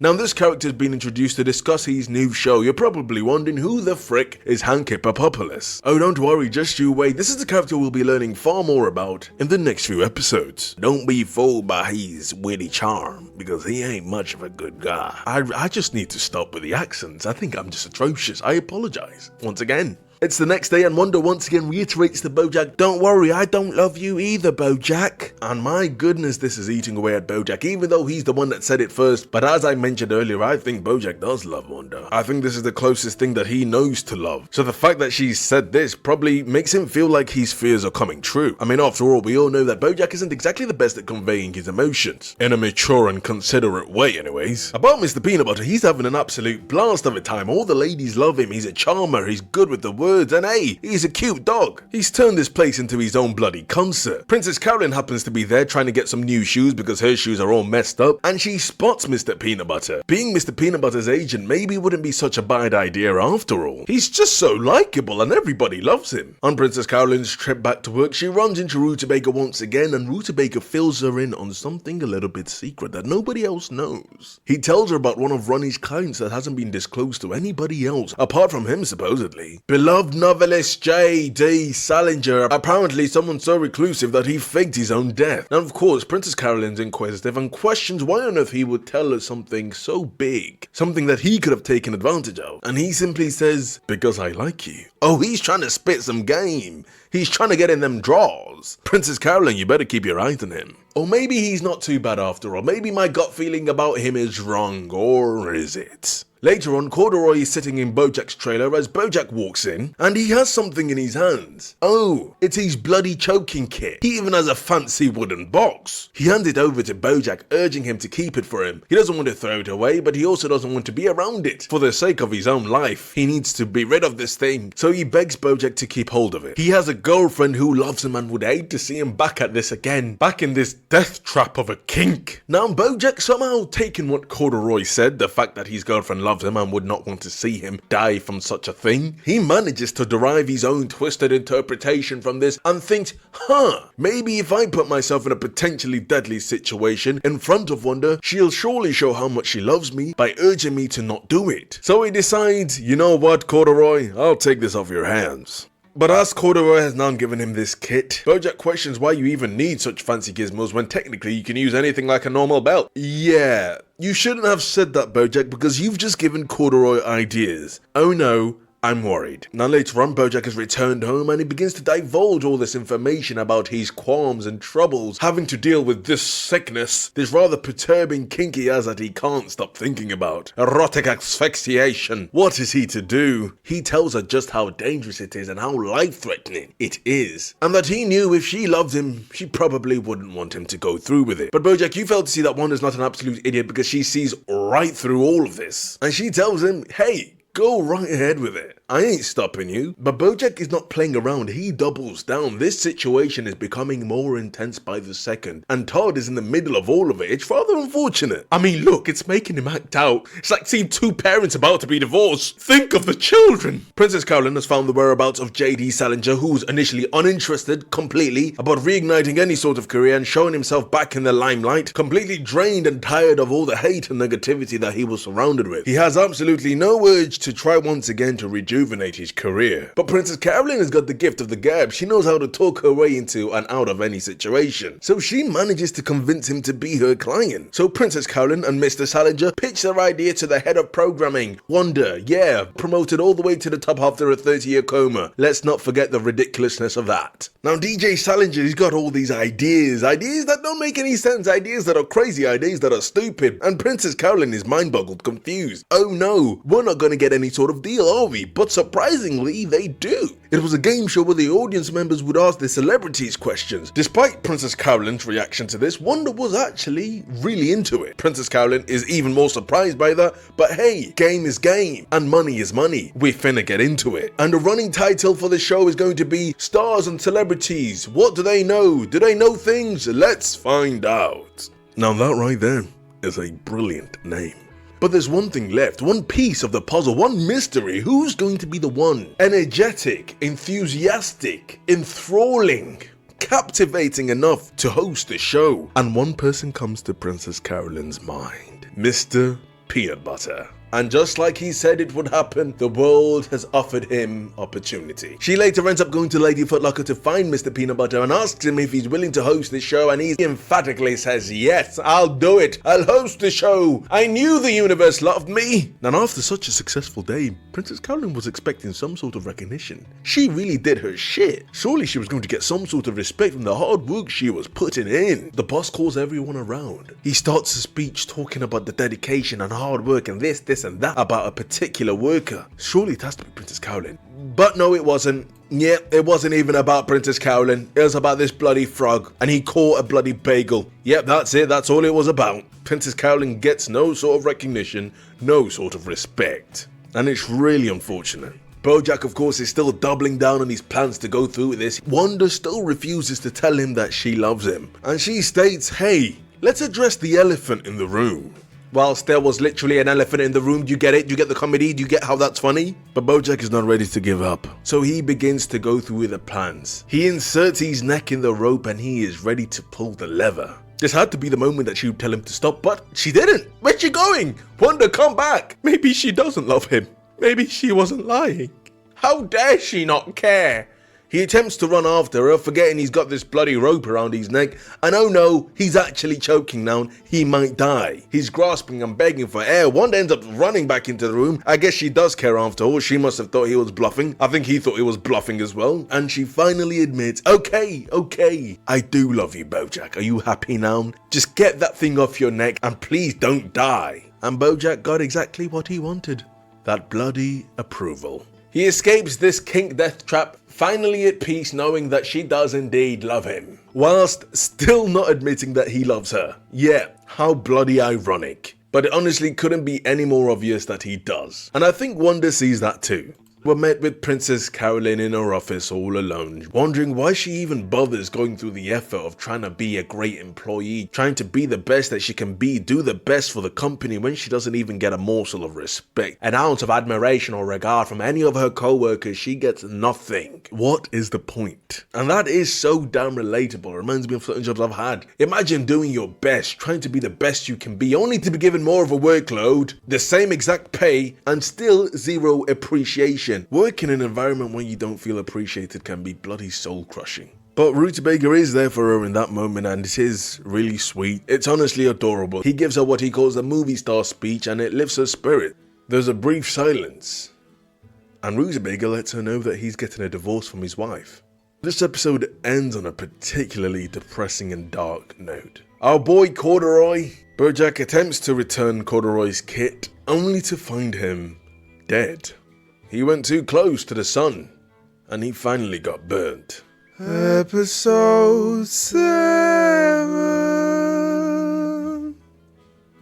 Yes, we are indeed halfway through this video. I know it's crazy how time has flown by so fast. It truly is fascinating. In this episode, we get to learn a bit more about Hank Hippopopoulos, who exactly he is and why is he so popular? Why is he so beloved? So we start off with a flashback and the year is 1994. And BoJack and Mr. Peanut Butter are both nominated for the Animal Choice Award as well as Hank Hippopopoulos. Now this was a moment in time where Hank Hippopopoulos was incredibly popular, beloved and cherished by the public. Now that very night, Hank Hippopopoulos came up on top and he's the one that won the award. Now through this flashback, it is deeply established that Hank Hippopopoulos is deeply adored and cherished. It's actually in this award show that Mr. Peanut Butter and BoJack meet for the very first time. And similar to the BoJack we know in the current day, BoJack's character oozes a fragrance of unpleasantness, likely particularly bitter for not winning the award. But as I mentioned in the last episode, Mr. Peanut Butter's outlook on life is absolutely spectacular. He's just happy to be there and honored to be mentioned in the same vein as Hank Hippopopoulos. But of course, Mr. Peanut Butter's vibrant optimism doesn't exactly sit well with a person like BoJack. Hank later walks up to BoJack, letting him know that he's seen Horsing Around and he thought it was actually a great show. And of course you can see this feeding BoJack's ego and he's actually grateful to hear that. But then good old Hanky says, "I'm Hank Hippopopoulos, you just can't beat me." And that immediately changes the mood of the conversation. And truthfully speaking, those are sour words that begin to take on multiple meanings after you know what happens in the episode. Mr. Sebastian St. Clair is still as crazy and unhinged as ever. He's jumping out of airplanes, asking for Toblerone bars from Diane. Somebody get Red Bull to sponsor this guy. Diane tells Sebastian St. Clair about the death of Corduroy, which is the reason why production on set is currently on hold. Now BoJack and Diane are using this time wisely to go on a little book tour to advertise BoJack's biography and get more sales, get more money. And of course BoJack's going to be there and BoJack's not exactly the most media trained individual, so Princess Caroline's warning him to be bloody careful about what he says and not to mess shit up. Our boy BoJack does have a knack for getting people wound up about the shit he says, but he assures her there's absolutely nothing to be worried about. He's not going to say anything crazy or outlandish to anger the public, he assures her. But to my surprise, and probably yours as well, in this episode BoJack is not the one that causes the drama. Now while they're at this location, all they have to do is answer the questions, keep it simple, no need to stir any sort of trouble or bring up names that could possibly cause friction in this book tour. I will say though, these questions that are being asked in this book tour, surely book tours are not actually like this. Do people go this deep? BoJack, your book talked a lot about how much you love apple fritters. Yeah, thanks for that, Diane. So my question is, do you think Israel has a right to defend herself? What's going on? The questions are so unrelated and so divisive. But somehow, surprisingly, when BoJack is asked one of these questions, he manages to skirt his way around it, giving a politician-level answer, successfully saying something and nothing at all. Listen, I'll be honest, I didn't even think BoJack was capable of such a thing, and I don't think Princess Caroline thought he was either. Now when it comes to Diane, and she is asked a simple question. Was she ever worried that the book she wrote on BoJack would hurt his career? And of course BoJack is eager to hear what on earth she has to say, because part of him is still angry and upset at the fact that she released a book without his consent initially, despite all the positives that have come from it since then. And she says she believes that truth is worth pursuing no matter what, and she says BoJack is not the worst. There are many other celebrities who have done far, far worse. Oh no, here it begins. The crowd asks, celebrities like who? Do tell what you mean, good woman. And the name that she mentions is Hank Hippopopoulos. Oh God, here it comes. Now in this world, Hank Hippopopoulos is seen as a gem, a man who can quite literally do no wrong, a kind-hearted soul who is generous and beautiful of spirit. Surely there was absolutely no way what she was saying was correct. It just can't be. He's too kind, he's too brilliant, he's too generous a person. And it's from this statement alone and Diane trying to defend her perspective that the hate train really begins. And this book tour turns completely on its head and shit is about to go down. But you see, the thing is, 8 separate women had made allegations against Hank Hippopopoulos, all of them being prior assistants, and all of it supposedly swept under the rug. Now the information about these allegations is making the news and people are furious, people are confused, and all this information has already been out there for a long time, it's just now resurfacing. You see, Hank Hippopopoulos is Hollywood royalty, and his name is held with such high esteem. The news reporters are even very compromised, not even stating the allegations made against Hank Hippopopoulos. quite obviously further fueling this hate train now heading towards Diane. Now here's where things start to get even more sticky, because Mr. Peanut Butter, who's now hosting this game show, is going to be working alongside Hanky Papopoulos. So this is absolutely awful timing, because this could jeopardize the show. Now he hears of the drama being stirred up about Hanky Papopoulos, and he pleads with Diane to please drop it. He can't have his career being put on the line. And another layer on top of this is the fact that Mr. Peanut Butter absolutely adores and loves Hanky Papopoulos. This is a person he's cherished ever since he was young, a person he's looked up to for so many years, and to be part of a game show with that same person that he's adored for so long was a huge deal for him. He was fanboying out. This was amazing. Hanky Papopoulos is his idol. I don't think even if he tried he would be able to believe these accusations. He definitely wouldn't want to. And another layer on top of this is the fact that Hanky Papopoulos is the main reason keeping this whole infrastructure afloat. He is the main thing keeping the network that he now works for afloat, and that also includes Wanda. And Diane in that moment in time actually agrees and says, you know what, I wish I never even brought it up in the first place. But that doesn't last too long, because in their next book tour location, Diane becomes the center of attention, with everybody there to ask her more questions about Hanky Papopoulos and why exactly she would utter such things. After finally snapping because of their disrespect, Diane says, you know what, I'm now a woman on a mission, and she's now determined to expose this person that she believes to be a fraud, this person that she believes to be deeply evil and wicked. But she wasn't going after anybody. No, this was Hollywood royalty. All that is certain is she'd have a hard time making a case in a world where money and power rules and speaks the loudest, dampening out any opposing voices. But Diane now has the drive and the will to expose this man, determined to prove everyone wrong, determined to prove the world wrong, and get justice for the women she believes to be the victims. As she mentioned early on, she believes the truth is important no matter what, and she now has that drive and resoluteness in her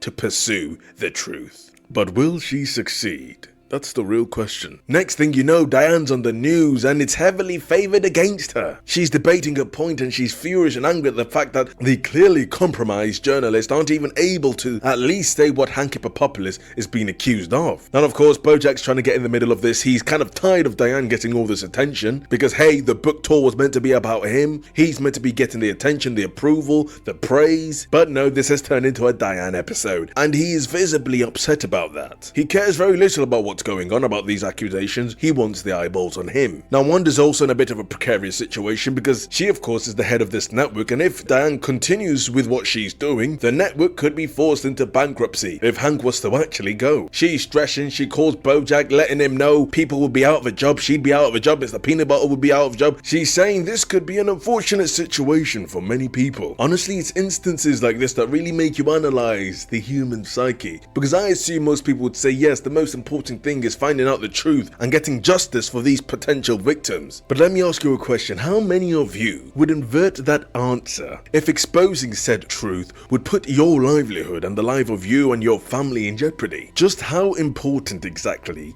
is the truth to you? Later on, Princess Caroline introduces Diane to Amanda Hannity, someone who looks to be on Diane's side, ready to expose this Hanky Papopoulos and get true justice. And she's eager and determined, but BoJack's also there, but he's not there as any sort of support. He's there as a deterrent to sort of slow Diane down and urge her to stop before things get any worse. But Diane's not listening. She wants to see this through, and Amanda Hannity is going to be the person to help her push this through. Now things are looking good. Diane receives what she believes to be a lead from a former assistant of Hanky Papopoulos. Okay, this is exactly what they needed. Now she just needs to meet up with this former assistant in private and have a little discussion. Diane must have been thinking to herself, this is it. This is the beginning of the end for this guy. We're going to collect all the evidence and we're going to prove the world wrong. But yeah, things don't pan out exactly like that. Because as Diane goes to meet up with this former assistant of Hank, it appears that it was a bloody setup. Because when meeting up with this assistant that she thought would be alone, out steps Hanky Panky Hippopopoulos. Oh, and his demeanor was different. No longer could you see the face of a cute old man who's kind and generous. Oh, he was scary. Eyes narrowed. A domineering expression filled his face. His assistant to his side looking scared and terrified merely being next to him, and also quite ashamed for her part in this. Yeah, this guy has a large menacing presence. He warns Diane to stop. He's like, hey girl, chill. Okay, he doesn't say that, but he tells Diane that she better stop in her tracks. Hanky Papopoulos tells her that she'd only be hurting herself and the people close to her. But Diane shows resolve to his menacing demeanor. She tells him she knows the real him. But Hank Hippopopoulos responds with, "Everybody knows who I am. I'm Hank Hippopopoulos. Who the hell are you?" Jesus, I'm terrified. I'm scared. I'm scared for you, Diane. Run. Run for your life. He ends up driving away, and oh boy, do I now feel a cold draft resting upon my shoulders. The atmosphere, once filled with optimism about finding the truth, is now a lot more gloomy and depressing. Something tells me this Hank Hippopopoulos isn't innocent, but who knows, I might be wrong. This episode is clearly a reflection on real life men in power taking advantage of said power to get away with absolutely atrocious and horrible things, protected by the media in which they likely paid handsomely. Truthfully, it's a tale of evil in the world and just how corrupting a commodity like money can be when in the wrong hands. Now, Diane ends up going back to Amanda, letting her know that she wasn't able to get any recording from this assistant because it was a bloody setup. And just like that, Amanda's tune completely changes and she no longer seems enthusiastic and eager to help Diane in the exposing of Hank Hippopopoulos and getting justice for these women. Because you see, Amanda had bosses above her and she was told to refrain against making any scathing comments against Hank Hippopopoulos because he is a great source of profit for her bosses. Once again, another perfect example of the utility of money being used to hide the evil actions of wealthy and powerful people. And this speaks true to what I said not long ago about the human psyche. The moment trying to get to the truth about Hank Hippopopoulos could possibly have had a huge negative effect on Amanda, she decides she no longer wants to participate in it. And in that moment, she demonstrated exactly how much she cares about finding truth and justice for these victims. Or should I say how little? Depends on your perspective. But after that conversation, it honestly seems like it was all a numbers game for her. Public hatred for Diane is at an all-time high. People are chucking shit at her. People hate her. Riding by, calling her name. BoJack's just trying to urge her to give up, confused as to why she cares so much, why she's trying so hard to go through with this. But in this moment, Diane is just hurt and wants somebody by her side. She asks BoJack if he actually believes that Hank Hippopopoulos is innocent, and he doesn't. But the thing is, he says he knows how the industry works, and he knows that Diane won't be able to do this by herself. He's been in the game for far too long, and he knows how powerful someone like Hank Hippopopoulos is. He doesn't think Diane has what it takes to bring him down, and her persistence in trying to do so will likely do nothing but bring turmoil for herself and those around her. She's frustrated, she can't understand why BoJack never takes her side. An argument ensues and BoJack finally lets out his frustration, getting off his chest his ever bubbling anger about the fact that he believes she has never been on his side. He expresses his feelings about that book and why exactly he's not been able to let it go, despite all the many positives that have come from the release of that book. Diane never apologized to BoJack, and that hurt him. The book hurt him, thinking that was how Diane saw him. And the fact that she just released it, it hurt BoJack more than he had the words to explain. Of course, he's not that delusional and unself-aware to not acknowledge and appreciate how the book has rejuvenated his career. He's just mainly upset and saddened by the fact that she hasn't even apologized for something that was, especially at the time, a very huge betrayal from somebody he considered a close friend. And it's in that moment that Diane finally understands, and she apologizes. She takes accountability for how she handles things and admits that she could have handled it in a much better way. But in this moment, Diane simply calls on BoJack to be by her side. And BoJack says, okay. Oh yeah, there's a whole subplot with Todd which is ridiculous. The Prince of Cordovia just happened to be visiting Los Angeles while his country was going through bloody civil war. He happens to look exactly like Todd. What do you know? Todd being Todd, he ends up getting himself in a sticky situation. They end up switching lives, so the world thinks he's the prince and the prince is Todd. The prince wanted to experience what a normal life was for a short while. Now this prince ends up going back to his homeland and Todd is left worrying about the ramifications of his actions, unsure if he started another bloody war, worrying that he might have started a bloody genocide. What the hell is going on? How do you get yourselves into these situations, Todd? It's mind-boggling. The episode ends with Diane going home and she's met with Mr. Peanut Butter. And he confronts her about the fact that she said she would no longer pursue this thing with Hank Hippopopoulos, but of course we know that didn't happen, putting both her and him in potential danger. He was just honestly so confused and why she had to be the one to expose him. Why she felt the need to be the one to do it. His frustration is clear as day, it's written all over his face and he tells her, you know, maybe you should go to Cordovia. Find a purpose. Do something you'll find meaning in. Maybe you were right. Maybe you should go. Suggesting that perhaps the both of them need space. She questions him on if he wants her to go, and his response is rather heart-wrenching. Why does it suddenly matter what I want? Switch to the next scene and Diane is sat alone at an airport. Huge Toblerone bar at hand, ready to go and meet Sebastian St. Clair and hopefully find this purpose she's been desperately looking for. The news plays in the background, Hanky Papopoulos is on TV, still as beloved, still as popular as ever, and the truth still is hidden.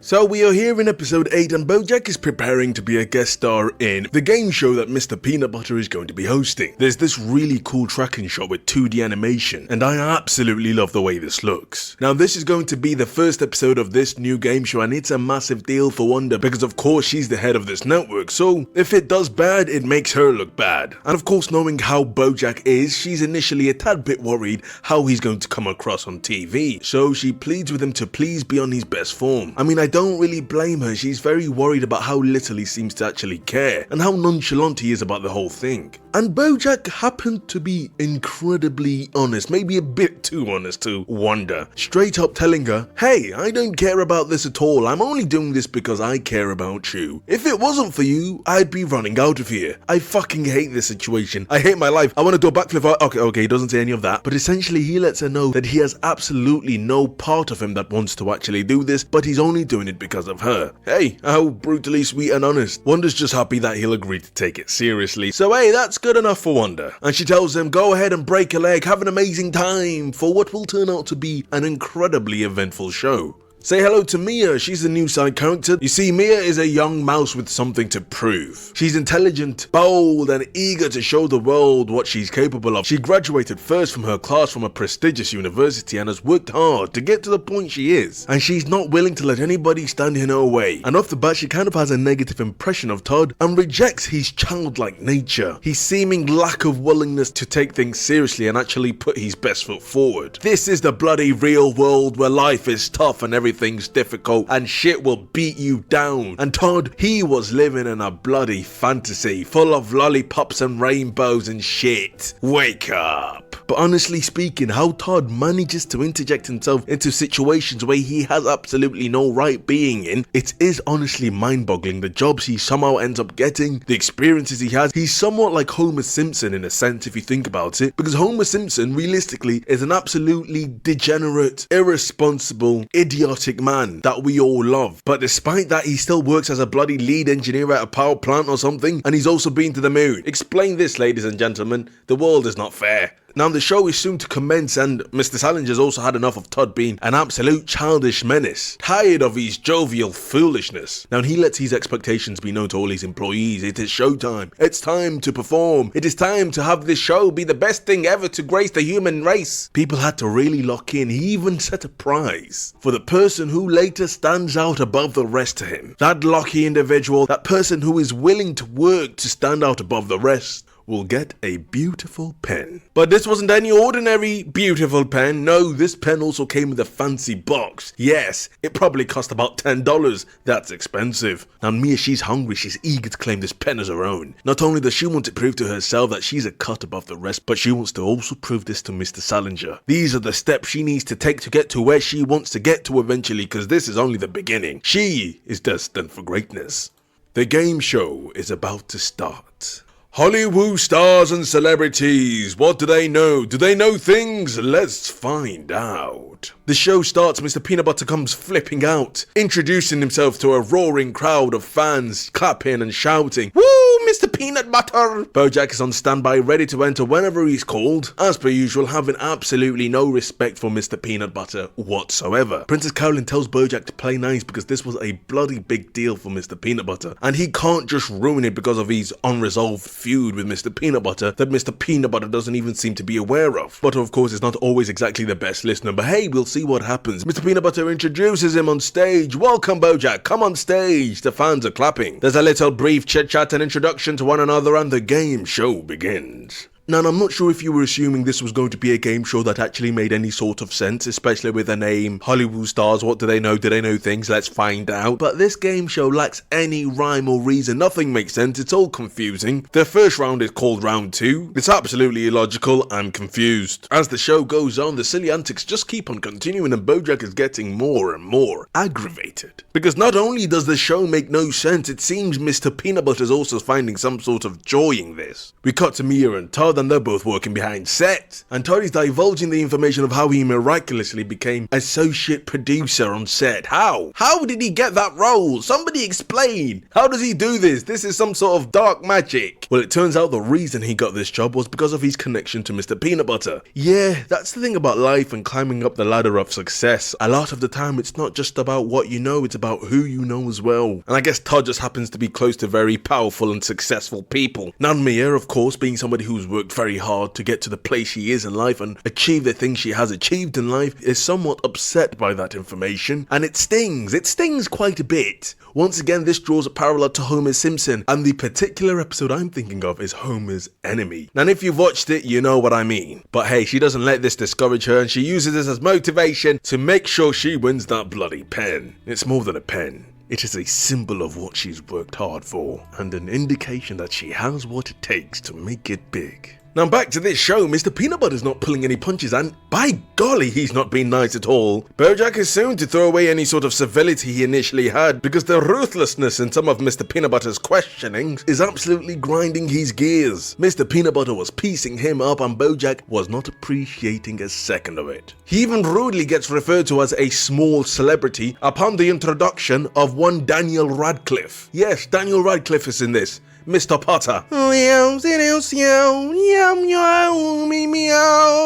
Harry Potter. Mr. Peanut Butter must understand just how hurtful the things he's saying are. Is he that oblivious to his own actions and to his tonality? Or perhaps his ignorance is simply just a facade and he's fully aware of his actions and what he's doing and how it's having an effect on BoJack? Or is this perhaps an eruption of anger and frustration that he's felt for a long time? Emotions that he's kept buried deep within himself, but it's now finally coming out because he's had enough of how BoJack has been treating him over the past many years. I mean, BoJack, you've really not been the nicest person to him over a long period of time now, have you? It's time for a break and BoJack storms off stage. He's angry, he's pissed, he's livid. What on earth is going on? This is not what I signed up for. But what would you know? This show is a massive success. People are loving it. The numbers are high. The ratings through the roof. But this is not what BoJack wanted. He didn't come here to be humiliated. This was going exactly the way Mr. Salinger and Wanda wanted. They were going to rake in the money. The network would be safe. Everybody's jobs would be secure. However, Wanda's not really paying attention to the actual show. She's too busy on her tablet looking at the reactions to the show. Hey BoJack, I guess you've just gotta have thicker skin. BoJack ends up bumping into Daniel Radcliffe, but Daniel mistakes him as a fan. BoJack tells him that he's not a fan but also an actor as well. And after that, you might be surprised to know that this is not the first time they've met. Many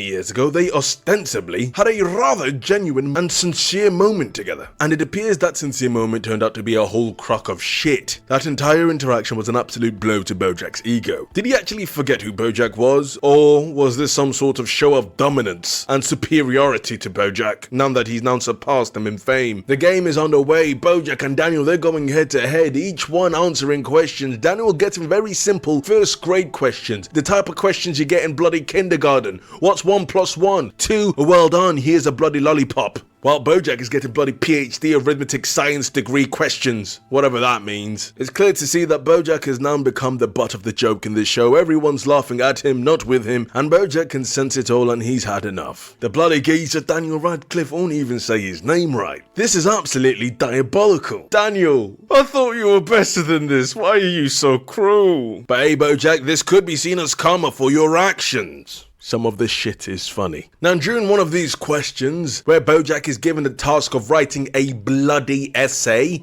you heard me right, they're literally making him write an essay. What is this? Bloody A-levels? So anyways, during this essay question, a shed descends upon BoJack, and after this shed descends on BoJack and he's given time to write this essay, Princess Carolyn sneaks into that shed after realizing he's been unfairly treated. Clearly, this is a game that he's not meant to win. Princess Carolyn is very empathetic towards BoJack, so she lets BoJack know that that Mr. Peanut Butter has a tell, and this will more easily allow him to thwart all these difficult questions and get a leg up in this competition. So the next time BoJack is asked a question, he gets it right. And this is to the surprise of everybody. Everybody's shocked. Oh my god, did he get it right? Has he actually got a functioning brain? Make the questions more difficult. Rounds go by, the points keep stacking. BoJack is catching up to Harry Potter until it becomes a tie game. But before another question is asked, the show goes to commercial. Everybody's confused backstage. What's going on? Why is BoJack winning? He's not meant to win. This is meant to be rigged. This is not what rigged means. Daniel Radcliffe is confused. He's questioning BoJack. He's meant to win. That's the reason he was here. He's meant to win, plug his movie, and give money to charity. Why the hell is BoJack getting the questions right? But you see, BoJack was compromising those plans, and he was loving every minute of it. Especially with how needlessly rude everyone has been to him. Now, during this second break, BoJack is walking around. He's smug, he's happy. He's downright snooty about no longer letting these motherfuckers walk all over him. But Wanda comes to have a little chat. Because you see, BoJack is not meant to win, and Wanda is confused as to what he's doing, why he's winning. The fans are worried and they want Daniel Radcliffe to win. Wanda knows this. She's reading it right in front of her on her iPad. She requests that BoJack stop answering the questions correctly and lose intentionally. You need to throw the game, she says to BoJack. After all, you're the one that said initially in the beginning that you don't give a damn about any of this and that you're only doing this because you care about me. So BoJack, please fail.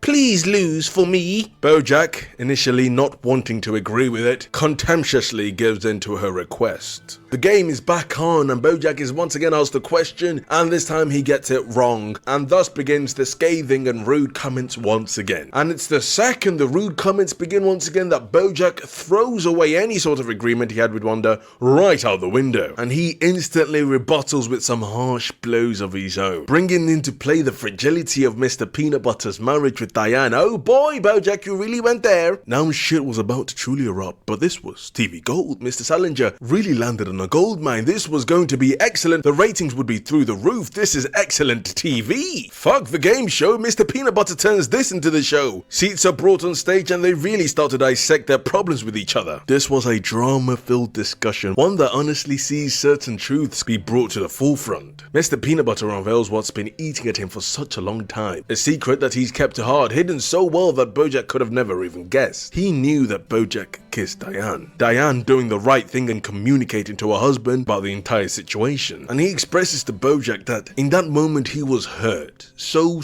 deeply, unable to fathom what he had ever done to BoJack to deserve such hatred and vitriol from him. Why was he so hated by BoJack? What made him deserve such discontent and malice? BoJack honestly struggles to answer Mr. Peanut Butter's unearthing questions, not able to forge the words together and speak out about this uncomfortable truth. But eventually he does. BoJack is jealous of Mr. Peanut Butter, and you may be asking why? What on earth does he have to be jealous about? He's rich, he has a successful career, he has what many don't. He's a millionaire, an actor in a movie that he's dreamed of making for many years. He has people that genuinely care about him, despite not really deserving any of the affection that they give him. What does he not have that Mr. Peanut Butter does that he envies so much? And I think it takes some deep self-analysis for BoJack to realize the main reason he hates Mr. Peanut Butter so much is because he wants to feel good about himself. He wishes he could feel good about himself the way Mr. Peanut Butter does. He wishes he could have the outlook on life the way Mr. Peanut Butter does, but he doesn't know how. And he's envious and hateful at how positively Mr. Peanut Butter views the world. The truth comes out. BoJack despises the man he is. He doesn't like who he's become, feeling like his mother was right, like his life is simply nothing but a curse, a hurricane of never-ending disasters and tragedies, unable to truly find love within himself, an incessant need to push those that actually care about him away. And honestly, this is as raw and as emotionally naked that BoJack has ever been. But after being treated so horribly and with no sort of respect for so long, Mr. Peanut Butter is not sure if he can forgive BoJack. And just like that, another break is called. Honestly, they do such a brilliant job with intertwining the comedy and the hard-hitting moments together and driving you through the journey of discovery with each and every one of these characters and the events they go through in such an enjoyable and intriguing way that honestly just hooks you and keeps you at attention. Now, Mr. Peanut Butter goes off stage, he meets Wanda, and this is a more scary side to Wanda, because guess what? The audience wants to see Mr. Peanut Butter forgive BoJack. They were touched by his speech and his confession, but like Mr. Peanut Butter had initially said, he wasn't sure if he could forgive BoJack. But Wanda doesn't care about that. She cares about what the audience wants. And she looks at him with those big beady eyes. She tells him, you get your butt back on that stage and you resolve. Because that's what they want, bitch. Yeah, I'd like to speak to HR, please. But Mr. Salinger's having a great time, so at least we've got that. This all makes for fabulous TV. The break's about to end. Mr. Peanut Butter's heading back on stage, ready to forgive BoJack as Wanda requested, or should I say forced. But as the show continues and Mr. Peanut Butter's about to forgive BoJack, the power turns off. The plug to said power had been disconnected and replaced with a panini machine. Wanna guess who did that? Yes. Todd, the almost clueless individual that we can't help but love. I mean, he was just trying to fulfill Mr. Salinger's request for a panini, but yeah, he didn't exactly think that through. He was trying to prove that he too himself had some sort of purpose and that he was worthy of this pen. He wanted to prove Mia wrong. Now, because Mia's the one that found out that the power had been replaced by a panini machine, Mr. Salinger was very grateful and thankful, and he awards her the beautiful pen. And she is beyond happy. She did it. She proved to herself that she had what it took. Todd, however, is all in the dumps. He's sad about it. This really had an effect on him. He really tried to get this pen, but it just wasn't enough. But this was more than a pen to Mia. It symbolized that she had what it took, that she could get so much further.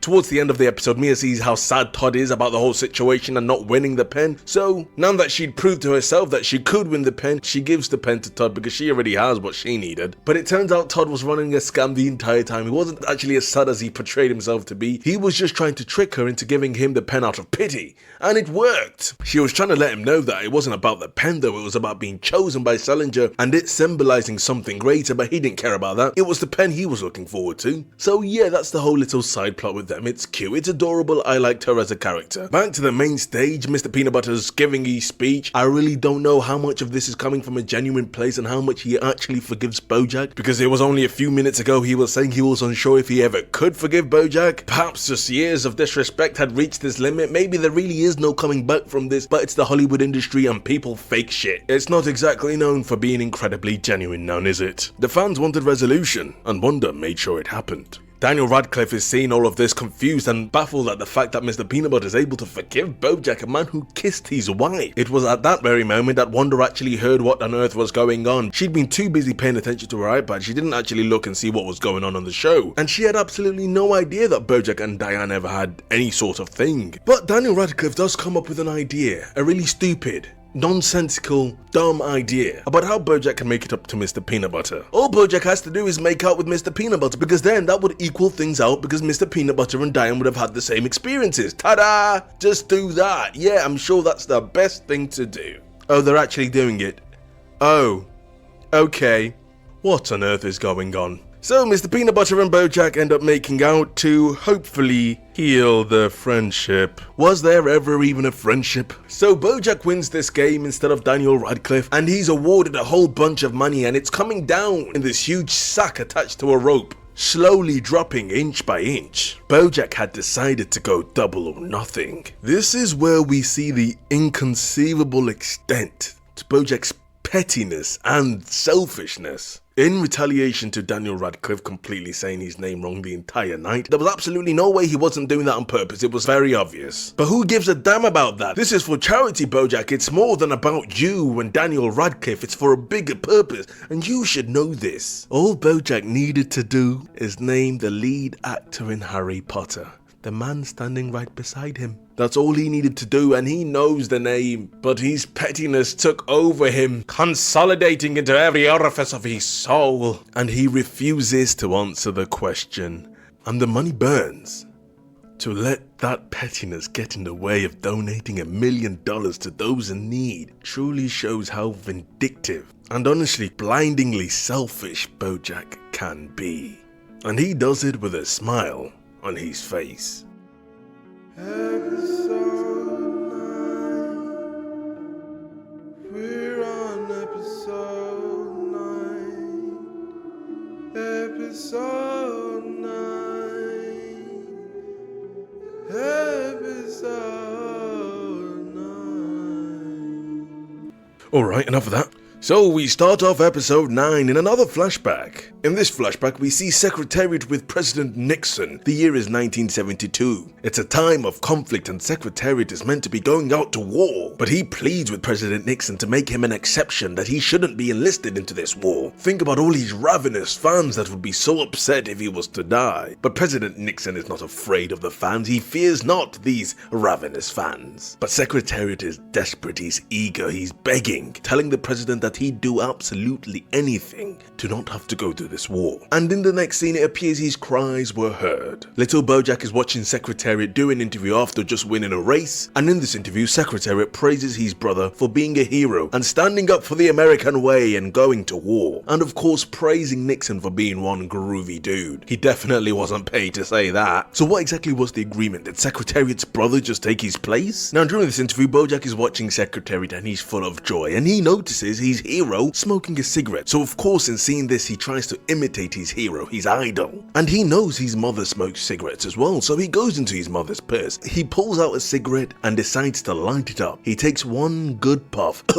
He definitely can't handle it, and that makes sense because he's a child. He shouldn't be smoking. But of course he's just a kid, he's easily influenced and desires to be just as cool as his hero. But in that very moment BoJack's mother, Beatrice, walks in, and in panic he does what any child would do, promptly putting out the cigarette, clearly scared, and immediately apologizing to his mother for what he'd just done. But what do you know? Instead of BoJack's mother telling him, "Don't do that again, it's dangerous, it's bad for you," Beatrice instead tells him not to waste a perfectly good cigarette, and forces him to smoke the rest of it. BoJack, understandably, is absolutely bewildered by what the hell he just heard his own mother saying. He tells his mother that he doesn't want to smoke it anymore. It's something he saw Secretariat do, he thought it might be cool, he tried it and he doesn't like it. But now he's being pressured by his own mother, and she responds by saying, "And I don't want to be the mother of a quitter." BoJack lights up that cigarette, inhaling the toxic fumes as tears flow down his face. He's confused. Is this a punishment for smoking? A punishment for stealing? But what Beatrice says is far more horrifying. She's punishing him for being alive. This scene truly perfectly encapsulates a summary of BoJack's childhood. Forced into this world that he never asked to be part of, only to be shown nothing but discontent and malice from his own bloody mother. And as the years go by, as he grows into an older man, he carries these burdens, he carries these traumas, these mental scars, feelings of not being wanted, feelings of not being good enough, flowing through his mind in perpetuity. But after all these years, it's no longer his mother punishing him for existing.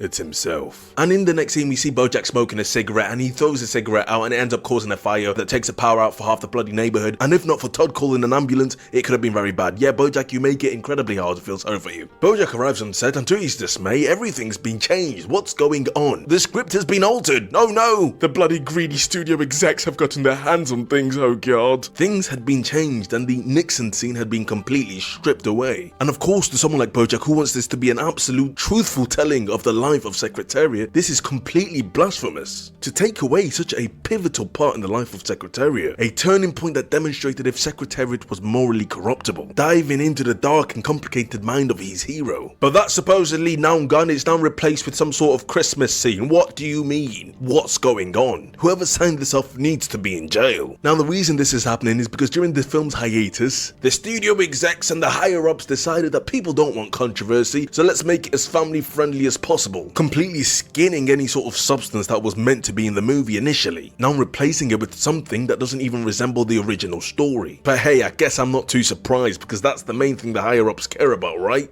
It's all about the money. BoJack just simply cannot believe this. This is not the movie he signed up for. This was not the movie he wanted to make. This was not the movie he wanted to represent. The new arrival for him into the world of acting, this was not it. It had been changed and emptied into some sort of unrecognizable husk. Shortly after, we met up with Princess Carolyn and Rutabaga. Rutabaga is asking Princess Carolyn to join him on this idea he's had. He wants a new start, something fresh, something different, and he feels like Princess Carolyn is a woman to do this with him. He wants to start his own agency and he wants Princess Carolyn to be his partner in crime. This would be an enormous step for Princess Carolyn and definitely not one she's even sure she wants. But Rutabaga has his own perceptions on what he thinks Princess Carolyn would love. A life where she's always going to be busy with something new to do and she's going to be in charge with him. But Princess Carolyn doesn't really know if that's true. According to her, she wants a more benevolent, serene life, a life that is more calm, a life that is peaceful. But how true is that really? And do the actions that she takes every single day align with that said want? Because on one hand, she comes across as that individual who lives for the hustle and bustle of Hollywood life, but she also does crave and want more appreciation in her life for the hard work she puts in, and for her love and care to be reciprocated from those that she cares about. But on the other hand, she's saying she wants something completely different. So clearly there's some sort of disconnect.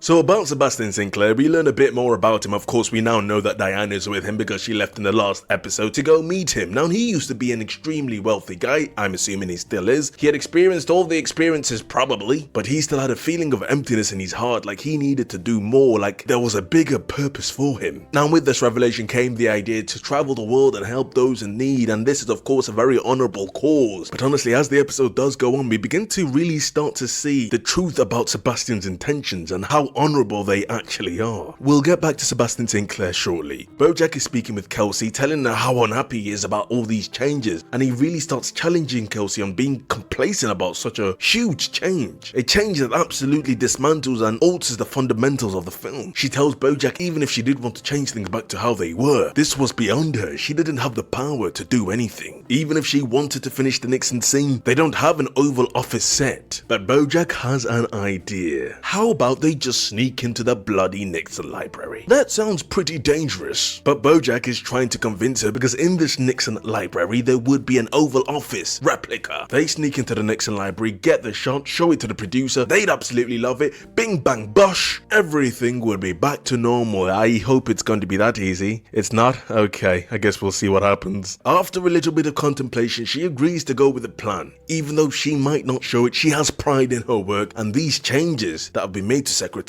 are not to her liking either. Alright, so they've got a rough plan, but now they need to really figure out exactly how this is going to be done. So they go to the Nixon library during the daytime and they steal the scale model of the library in order to hatch a plan. They end up meeting this guy who swears he's the long lost son of Nixon. Yeah, this guy seems a bit unhinged. We'll be meeting him later. A team is formed and they are ready to take on this gargantuan task. You've got Todd, of course, he's a ride or die. Princess Carolyn's always dragged into things with BoJack because she struggles to say no to him. Mr. Peanut Butter manages to squirm his way into the situation even after BoJack realizes he doesn't really want him there, but BoJack just goes along with it anyways. And let's not forget character actor Margot Martindale, the absolute unhinged queen. She's free, let out from jail, but of course she wants to dive right back into mischief. BoJack, you really are a bad influence, aren't you? They're gathered round at the table and they're trying to make a plan. Now we know that the library is going to be littered with cops. This was going to be a big mission, and people could possibly die. Unfortunately, the random panda who's there to fix the cable is dragged into this because he's seen too much and now he's part of the team as well. So the plan is for Margot Martindale, Princess Carolyn, Todd, and of course Alan to break into an art gallery not too far from the Nixon library. This would cause a diversion because all the police would be routed towards that location. This diversion would give the others an opportunity to break into the library from the roof. Now these four are in the gallery ready to create a barrier to protect themselves from the police who will likely be coming anytime soon. But at that very moment, Princess Carolyn is struck by a certain art piece. A piece of art that seemed to depict the sort of life that she claims she wants. And she's absolutely lost for words. Now in the library, Kelsey, Mr. Peanut Butter and BoJack were stopped at gunpoint by that security guard that I mentioned we'd be seeing later. And remember how I said he was unhinged? Yes, he's still unhinged. They tried to explain to him that they were just simply trying to make a film about Nixon. That's all they wanted to do. Now this Nixon-obsessed guy, who actually does kind of look like Nixon, he assumes this is going to be some sort of hit piece against Nixon. But as he continues to ramble, it became obvious to see that there was only one way out of this situation. So they played along with his delusions, and they convinced the guard that he could be in the film as Nixon. Obviously that was never going to happen, so they'd simply record him and cut him out of the video afterwards. But this would give BoJack an opportunity to still shoot the scene. Now I'm back to the scene with Margot Martindale, Todd, Alan and Princess Carolyn. Shit is going down, the cops are there, people are shooting. Character actor Margot Martindale is absolutely insane. She gets shot, she doesn't care. She brings out the bloody cannon, she's shooting everywhere. What is wrong with this woman? Alan ends up getting shot. Oh no, he might actually die. Oh, okay, he was protected by his phone that was in his breast pocket. As he looks at his phone, he ends up finding out that his wife had given birth. I don't know how his phone is still on and functioning at that point. But whatever, he ends up running out. It was lovely to meet you, Alan. I'm glad you didn't die. Princess Carolyn is still very much fixated on this image, this picture that she's seeing. She can't take her eyes off it. She's been transported into this imaginary world in her head. The place is peaceful, it's quiet. It even has its very own Vanessa Gecko, but this time, Vanessa Gecko is her maid. Exactly how she wanted it. Is it? Because even in this supposed fantasy land in her head, things begin to go wrong. Is this the life that she really wants, or is it just what she likes to tell herself? The realization hits her like a pile of bricks, and whilst all the mayhem is happening in the background, she snaps out of this fantasy and simply walks out, unsure of who she wants to be. BoJack is preparing to deliver his lines, and in this scene, he's going to need to cry. But BoJack can't cry in front of other people, no matter how much he tries. And at this point, he feels like he's failed. He feels guilty and he's apologizing to Kelsey for even making her go through with this, only for him to not even be able to do it. Kelsey tells BoJack to sit down. He slowly describes the weight and depth and meaning of the scene as she slowly pans the camera towards BoJack's face, as BoJack's eyes were filled with a deep, sad emptiness. And that was it. She got the shot. The look on his face was enough. In this moment, there is sincere, mutual respect, and it's beautiful to see. Now snap back to Cordovia with Diane, and we can see the effects it's having on her. She's taking notes about Sebastian. She started to get more of an insight about his character and exactly who he is and how he seems to absolutely love to talk about himself constantly. This constant death and pain and agony around her. She's woken up by airstrikes, and Sebastian St. Clair just doesn't seem to care. Are his ambitions just a pretense? Is his care and empathy simply a masquerade for his true intentions? This all seems to be some big act for him. She confronts him about this, but the only response that she really gets is that maybe she's just not as cut out for this as he thought she would be. And maybe he's right. At a later point, Diane calls Mr. Peanut Butter. Now these two hadn't spoken in a long time, and presumably she was calling him to let him know that she was no longer in Cordovia. She couldn't hack it after all. This was the thing she thought would give her a greater purpose, would make her feel some sort of fulfillment.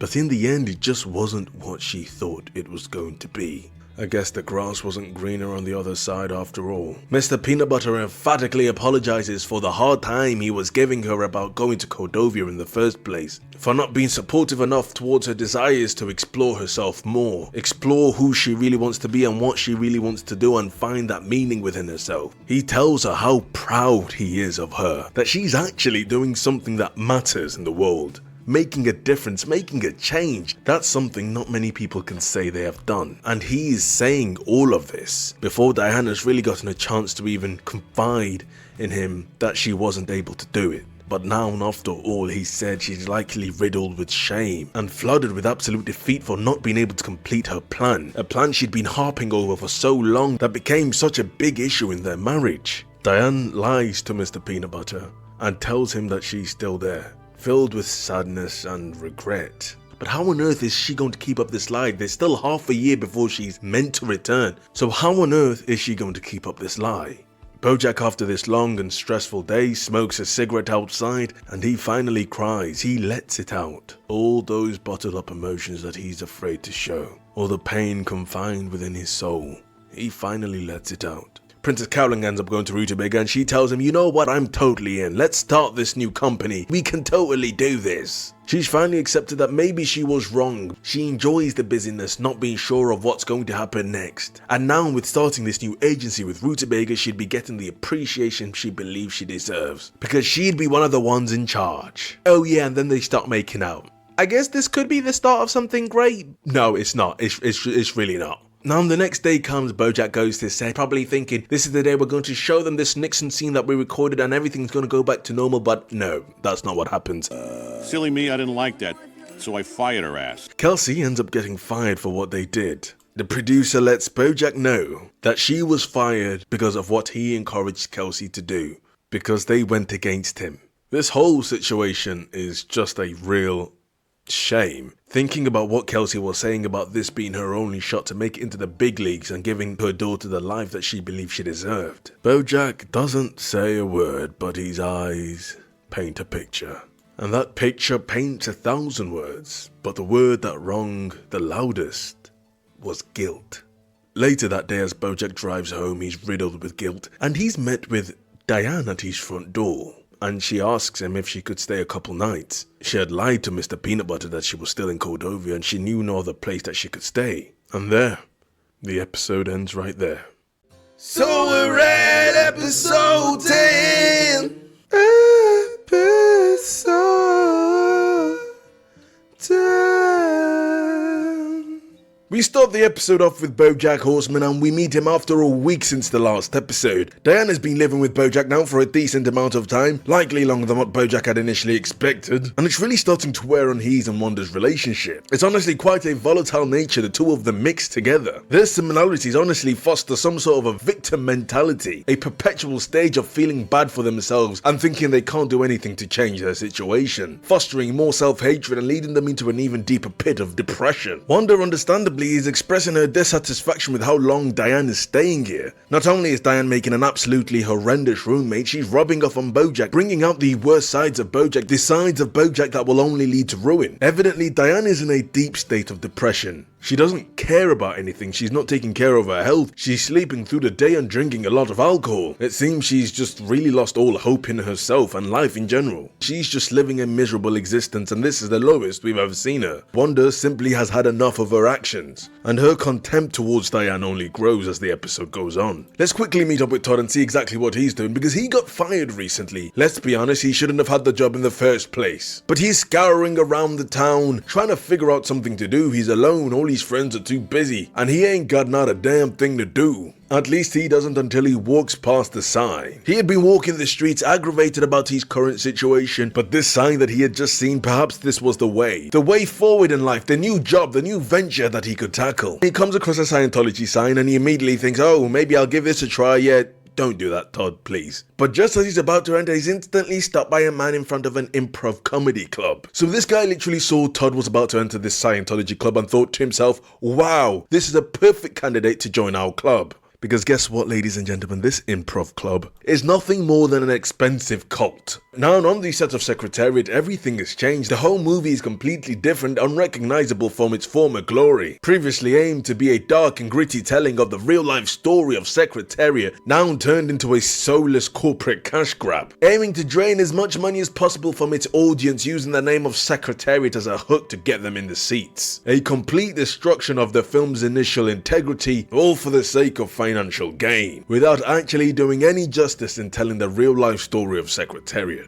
Now, Kelsey had been fired, so she was replaced with a new director. He's a lot more willing and happy to go ahead with the corporate vision of this movie. Meet Abe, everybody. Now, after a particular take, BoJack didn't quite think it was good enough, so he went up to Abe asking him if he's sure he doesn't want another take. But no, Abe doesn't really give a damn. He just thinks, oh, don't worry, it's going to be handled in post. To him, the quality of the movie just didn't seem like a big deal at all. Speaking about the film in a way to insinuate that he doesn't actually give a damn about the quality of the movie or his craft as a director. So of course this is the impression that BoJack took. Now initially these two are cool with each other. Abe even invites BoJack for dinner with his wife, which BoJack accepts going to, and he invites Wanda to come with him. Now since BoJack had an impression that Abe too was very aware about the lack of quality in this movie, let's just say that dinner goes down disastrously. But just before we get to that, Princess Carolyn is in BoJack's trailer and she immediately asks him if he'd be willing to be in a theatre performance. Now BoJack is actually immediately interested in this.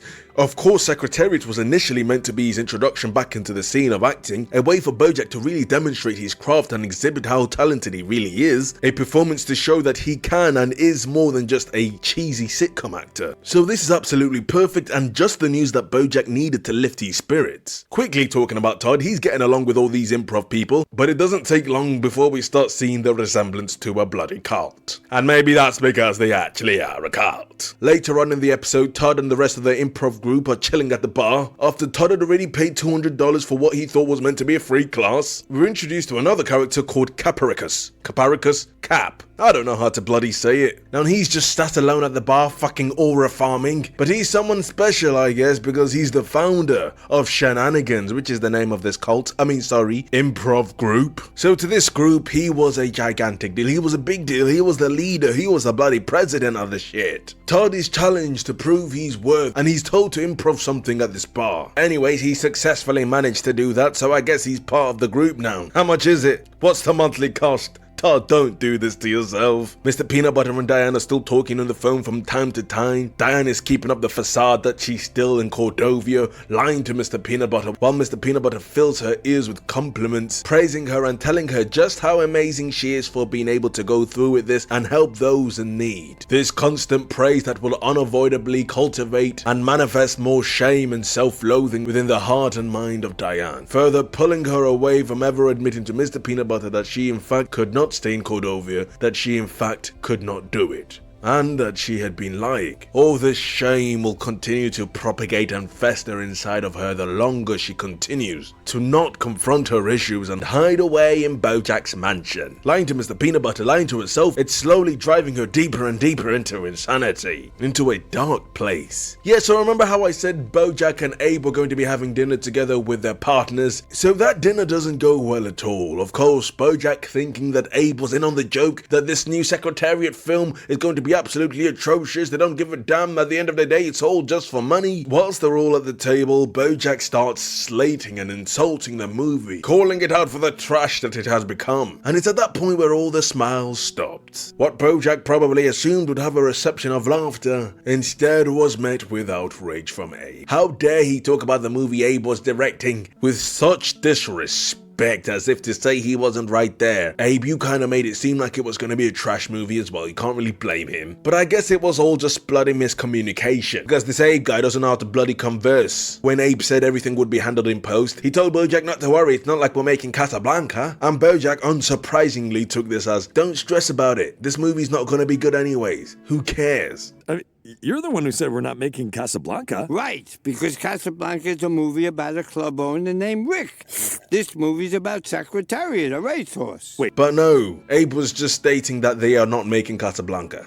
Like, just randomly, out of nowhere, he decides to say that, I guess. Abe does not take kindly to BoJack's words about his work. And in an act of petty revenge, Abe lets BoJack know that there's going to be extensive reshoots, and this would be a problem, because BoJack is now meant to be doing a theatre performance, which lined up perfectly to when Secretariat would have done shooting. But with Abe's act of revenge, there was nothing he could do about it. He goes home, he's sulking, he's devastated by this fact. Perhaps he'll never have the credit he feels he deserves, the credit of being known as an actor, a true student of the craft, exhibiting his pure, raw, unadulterated talent. He's sad about what they've done to the Secretariat movie and the fact that now he wouldn't even be able to act in the theatre play, and these things are continuously chipping away at any little morsel of happiness he may have had in him. But Wanda lets him know that there's no point in continuously complaining about things, letting this dictate his mood. But Diane walks in with a completely different opinion, essentially motivating and insisting that BoJack be depressed and sad about the situation and cry, woe is me, because there's nothing he can do. He should let it fester in his mind and heart, let it fester forever. Unsurprisingly, Wanda's not amused by any of this, and this just adds another reason to why Wanda wants Diane to get out. Wanda's trying to let BoJack know that he shouldn't be taking any sort of advice from Diane. She's not exactly in a great place mentally in this current circumstance. She doesn't have a life remotely together, and it's clear as day that she wants to bring others down with her. The longer Diane stays in this state of mind, the more toxic and detrimental she becomes to herself and BoJack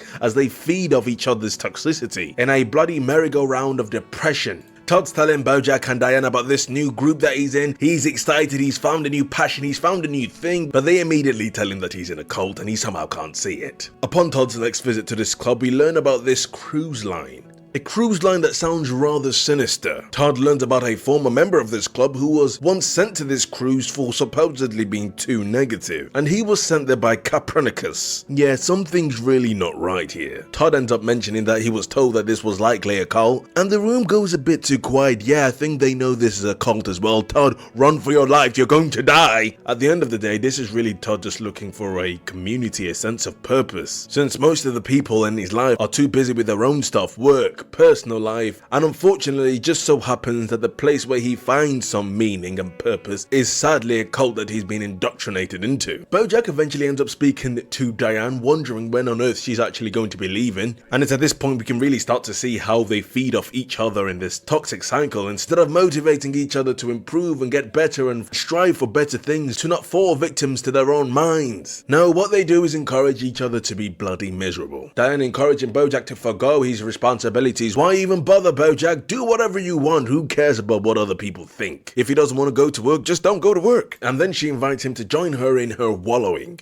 Like I've said many times and I'll say again, misery sure does love company. This situation in Cordovia simply made Diane realize that in the end she wasn't exactly the person she thought she was. This was a hard pill for her to swallow, a pill that honestly shattered her. Wanda is becoming more and more angry towards Diane and worries that she's only going to continue to be a toxic influence towards BoJack. Worried that the longer she stays, the worse the situation is going to get, and she pleads for BoJack to finally get Diane out of the house. BoJack wasn't doing anything anymore. He was meant to go to work. Wanda had wondered if he had gone, but no, of course he didn't, thanks to Diane's encouragement. There's cans of beer everywhere. The whole place is a mess. It probably smells musty. Todd invites BoJack to his graduation ceremony. I don't know where he's graduating from, but it's something to do with a bloody cult. But BoJack showing up and being there for him would be a big deal, and it would be a great way to show Todd that he does value their friendship. But then again, Todd is in a literal cult, so I guess he shouldn't really be encouraging that behavior. Shortly after, BoJack gets called from Princess Carolyn and she's bloody urging him to please get back to work because he hadn't been, but in this moment in time he just doesn't care. Princess Carolyn lets him know that if he doesn't get back to work soon, he could risk being sued by the studio and lose every bloody thing. BoJack finally comes to his senses in that moment and drags himself back to work. And he's shooting the scene for what he honestly doesn't even recognize as Secretariat anymore, forced to repeat the same lines over and over again by Abe as a form of petty revenge. This was his payback, and it honestly was a truly miserable existence. As he repeats the scene over and over again, I'm tired of running in circles. I'm tired of running in circles. After what felt like a terribly long day, BoJack returns back home to Wanda and Diane miserable as ever, probably the most miserable he's been in quite a bit. BoJack proceeds to join Diane in her misery once again, but Wanda has had enough. She drags BoJack to the room and she tells him she's had enough of what she's seen, so she plans a spontaneous trip in order to get out of this house where Diane is some sort of infection infecting BoJack's mind, encouraging him to be sad, encouraging him to give up. Hopefully this quick trip would refresh BoJack and wake him up. But in this moment, BoJack was content in his misery. He was content in his sadness. He didn't want to go through the motions of trying to better his mind, trying to better his spirit. He was content in his own misery. His own misery is where BoJack is most comfortable. That's where he's been for so many years in his life. Content to stay miserable. Content to not try to get better. Content to push those who care about him away. Content to self-sabotage. As self-aware as BoJack can sometimes be, that self-awareness does not translate to him taking the right steps towards a better life. In fact, his actions simply suggest that BoJack enjoys being a victim. Now, of course, I know that's not exactly the case. The mind is a very complex and confusing thing. But the thing is, he has the resources to get help. He has the resources to do better. And BoJack is smart enough to know that surrounding himself with someone like Diane in this very moment in time will do nothing but bad for his mental health and lead him further away from the BoJack he claims to want to be. But he just doesn't want to put in that effort, and let's be honest, getting better and improving in life is not easy. You have to really want it deep, deep down, and then you have to be willing to take the steps towards it, as hard and as slow as the steps may be.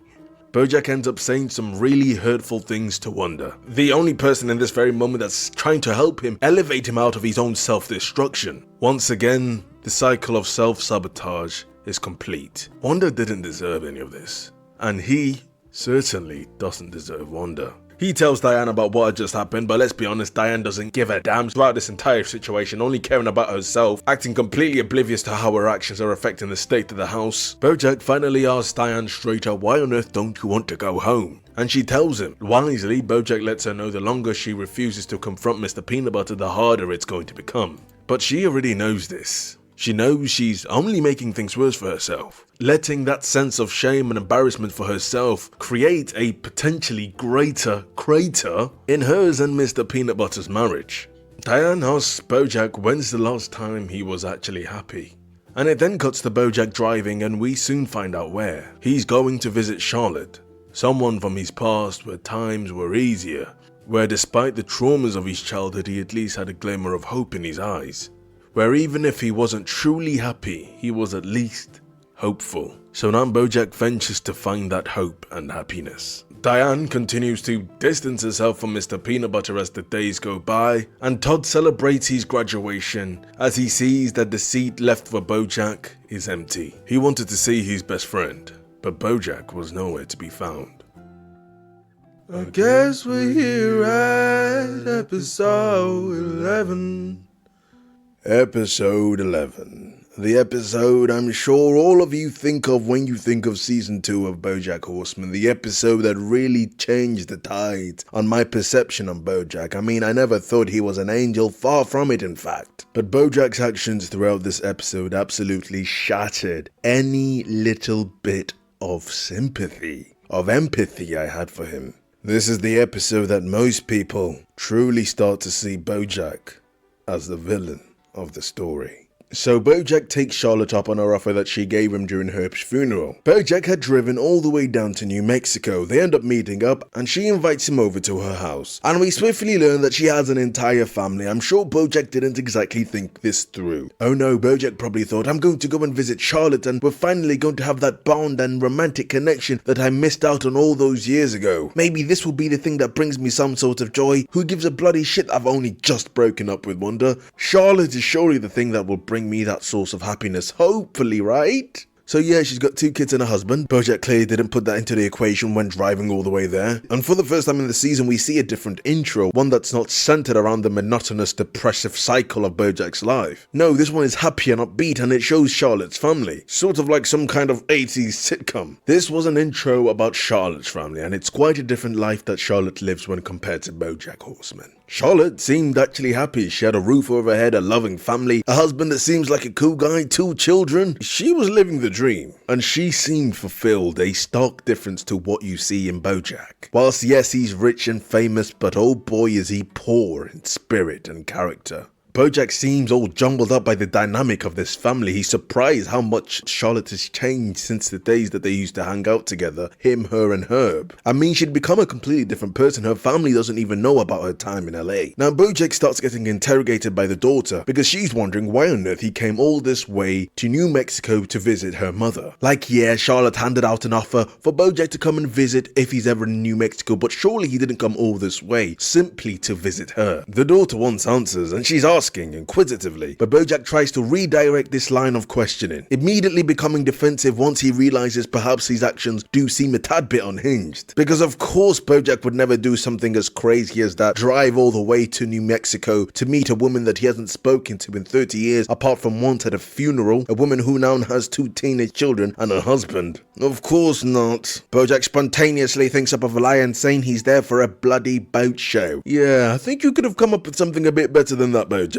But hey, Penny's not buying whatever BoJack's putting down because he came from LA, which is literally right next to the ocean, so why on earth would he come all the way to New Mexico for a bloody boat show? And what boat show is he talking about? Something wasn't right, and she could smell the fishiness. She wanted answers, but luckily BoJack is saved by his phone ringing, and it is Princess Carolyn. She's wondering, where the fuck are you, BoJack? Come back, please, you need to work. You're gonna be in trouble. BoJack has just been missing days of work, and Princess Carolyn warns him that there will be severe consequences if he carries on. But BoJack refuses to go back home. This was a different life for him. This was perhaps an opportunity for him to see what a life of normalcy would be like, if perhaps he'd find more peace in this type of world.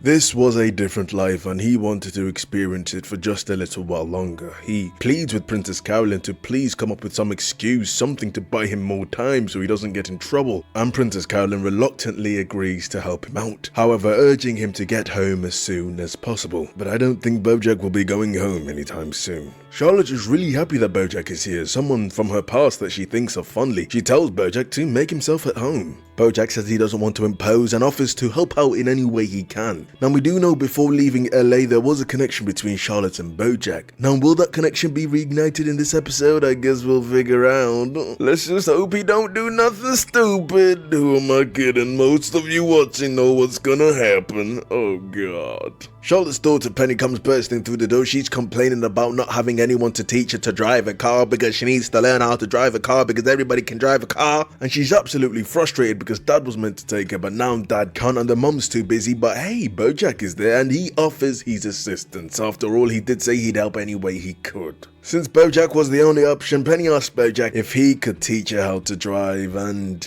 BoJack agrees with it, and Charlotte is okay with it. He'd be doing Charlotte a huge favor, and he did offer to help anyways. So he agrees to take Charlotte on this driving lesson before this imaginary boat show. And as BoJack instructs her during this lesson, he also thinks it's suitable. It's a great time to interject questions asking about Charlotte's marriage to the bloody daughter. Yes, he's asking Penny the daughter if the parents actually love each other. And of course, Penny's a bit perplexed by these questions, and BoJack tries to play it off as just normal questions. Yeah, just normal everyday questions. How are you doing today? The weather's nice today, isn't it? Do your parents fucking love each other? No, they don't? Okay, I'm finna slide in. BoJack notices that Penny is driving past a particular house, and she's been driving past this house multiple times. So he called her out on it, and it just so happens that she is bloody stalking someone she has a crush on from school, waiting for him to come out of his house just for her to act like their meeting was a complete coincidence. Okay, this is bad behavior, don't do this.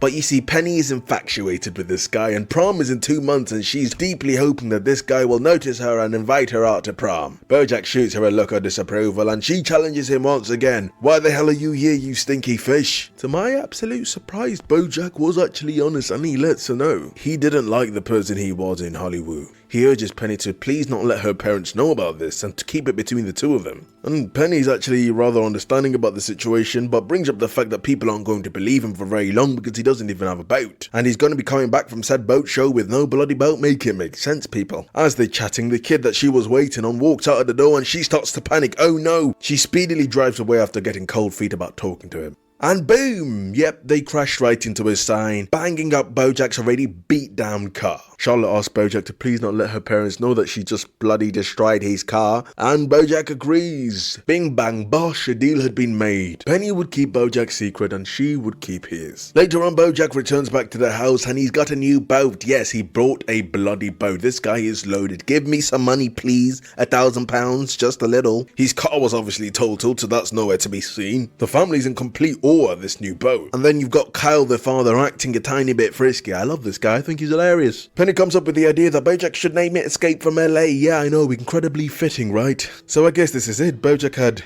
come and done what he claimed to be here for. But you see, the family absolutely love BoJack, and BoJack seems to be having a great time here, so Charlotte insists that BoJack stay longer. Perhaps this was the life BoJack needed. Not all the fame and money and stresses that come along with that. Was this really his way of achieving fulfillment? Charlotte tells BoJack that if he wants, he can stay longer, and that's an invitation BoJack does not refuse. Princess Caroline is still trying to convince BoJack to come home, but let's not forget BoJack's not exactly the best at making sensible decisions, and he often puts himself in precarious situations that he often ends up regretting. So he'll be staying put in this new world that he's found, because for now, it's making him happier than he's been in a very long time. It's 2 months later and BoJack is still there with the family and everything's going well, surprisingly. He isn't fucked up, they don't hate him. Maybe this is the type of life that will change him. Maybe BoJack just needed a change of environment. I'm genuinely surprised he hasn't fucked anything up at this point, but hey, there's only so long that will last. BoJack sleeps in the boat and he joins the family through the day, so it's kind of like he's the uncle of this family. It's going to be Penny's prom soon, and the guy that she was hoping would invite her to prom has not invited her after all, and she's really distraught by this. Now BoJack, being in this role of some sort of cool uncle, decides, you know what, I can help you get revenge on this guy by taking you to prom and we can have an awesome time, and he's going to be jealous that he didn't take you to prom because we're going to have such a cool time. You can see BoJack is really enjoying this family dynamic, almost as if he's living an episode of Horsing Around. This type of family dynamic is definitely not something he's familiar with, and it's likely a breath of fresh air to him, because the true family dynamic that he is familiar with was one filled with abuse and hatred. So yeah, BoJack is going to take Penny to prom, and it's going to hopefully make Diego, the guy that she wanted to invite her to prom, jealous, because everybody supposedly loves BoJack. Yeah, I can sense the narcissism in that statement. So the night is here and BoJack's about to take Penny and her two friends to prom, Pete Repeat and his girlfriend Maddie. Pete Repeat likes to say everything twice, and you can tell by his name. Very original. Once they're in the car and BoJack is driving them there, Maddie starts drinking alcohol from a flask. Now instead of BoJack being the responsible adult telling them, hey, No drinking, you silly ghosties. He decides to instead give them bourbon and cut it with water, so at least if they get drunk, they're doing it with a quality drink. It's almost as if he fails to understand his role in this situation. He is the adult in this situation, and it's his job to be the responsible one. And in the process of trying to be cool, he's forgetting that he's responsible for the safety and care of these children. They get to the prom location, BoJack is unsatisfied. He tries to take over the entire thing. He ends up getting booed off and making an absolute embarrassment of himself. And you can see how much of a hit his ego takes in this situation. It's almost completely shattered this horsing around style delusion that BoJack has created in his head, like he's this cool uncle that everybody loves. This guy's bad. Oh, no, God, no, this is not the immediate praise I expected. Anyways, BoJack leaves with the three of them and he takes them all to the middle of nowhere. But before getting to that location, they buy some glow sticks and balloons and they stick the glow sticks to the balloons and they let them all out in the air and it lights the night sky. And rather prophetic when you realize that one of those balloons will play a massive role in the ending of the episode. But just for a moment, despite the fact that BoJack was hanging around with 3 teens, which is absolutely weird. What the hell are you doing, BoJack? This is weird. I don't like this. The moment actually seemed somewhat wholesome. The balloons floating away as the light sky is lit up. All 4 of them staring at the sky. Penny and BoJack end up climbing this water tower. They're both at the top now, and Penny's sad that she didn't end up getting to dance at the prom, so BoJack offers her a dance. The situation for Maddie at the bottom though is not looking good. She's in a rather dire situation. Back at the top with BoJack and Penny, my gut was screaming. I was like, oh god, something feels wrong, something's gonna happen, I don't like it, what's happening? I could just feel that BoJack was gonna do something stupid. And while he's dancing with Penny, he says, Penny looks so much like her mother. And they're gazing into each other's eyes, oh god. But that whole dance stops immediately once Pete Repeat shouts from the bottom that Maddie is bloody dying. She was unresponsive because she drank too much alcohol and likely had bloody alcohol poisoning. BoJack rushes her to the hospital, but once he's there, he doesn't want to take any responsibilities for his actions. He's part in this, so instead of going in the hospital with her, he coerces Pete Repeat to lie about what happened, keeping him out of the story. Selfishly afraid to take accountability and now gaslighting a now traumatized and scared child, and being the cause of his girlfriend almost dying. Surely the night couldn't get any worse. Surely not. That has to be the worst, right? Oh, God. BoJack and Penny end up getting home and Penny is battling within herself, questioning, wondering if they actually did the right thing in just leaving the 2 of them there. And BoJack, being the bloody fountain of shitty advice, tells Penny that sometimes doing the right thing isn't always a good idea, justifying his actions that very night pathetically. Despite all that happened, Penny tells BoJack that she had a great night, telling BoJack that he's the only person that doesn't treat her like a bloody child, which she is, BoJack. She walks towards him and pecks him on the cheek and BoJack's like, you're welcome, girl, and then she tries to kiss him. Yup, she tries to kiss him, but BoJack pushes her away. Yes. Thank you, BoJack, you did the right thing, you didn't do something stupid. Oh god, I was so worried. Okay. I shouldn't speak too soon. Oh god. Penny's trying to tell him that this is exactly what she wants, and BoJack's telling her, you don't know what you want, you bloody child. She lets BoJack know the age of consent in New Mexico is 17, which is how old she was. BoJack looks at her and tells her, you do not know what you want. So BoJack didn't stoop as low as I feared he'd stoop, right? Please tell me he doesn't do anything stupid. The writers honestly did such a great job at taking you through this journey. You're left so fearful for the worst and yet so hopeful that BoJack will do what is right, and always unsure about what will happen next. Penny is embarrassed about being rejected. She storms inside and BoJack goes to the back garden where he sees Charlotte by a pit fire and decides to take a seat next to her. He explains to her that it was an eventful night. Of course, he left out all the stuff that actually happened to avoid, getting punched in the face, RKO'd, police called, beat up. They both sit by the fire, recollecting on fun memories together. BoJack brings up something that she'd brought up 30 years ago, about her perception on LA and Hollywood and how she once saw it as a tar pit. And what she said truly was, to me, so poetic and insightful. She doesn't believe LA is the tar pit anymore. It's you. And by you, she meant anyone, the individual. It doesn't matter who you are, how far you run, and how long you hide. You can't escape yourself. And this is perfectly representative of BoJack in general. He wasn't living in the tar pit. He is the tar pit. And no matter where he goes, no matter where he runs to, the cycle of misery and self-destruction will continue to follow him as long as he doesn't change. Because it's not the location that is the tar pit. It's him. Shortly after, they end up locking eyes, and BoJack leans in for a kiss. And for a very brief moment, she doesn't pull away until she does. She snaps out of it and realizes what on earth just bloody happened. BoJack just kissed her. She can't have this. She had a family, she was happy, she'd built a life here. And BoJack was trying to ruin it.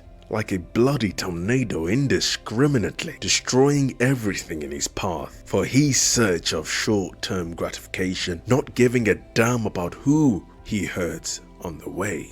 Even if Charlotte left her husband for BoJack, how long would that last?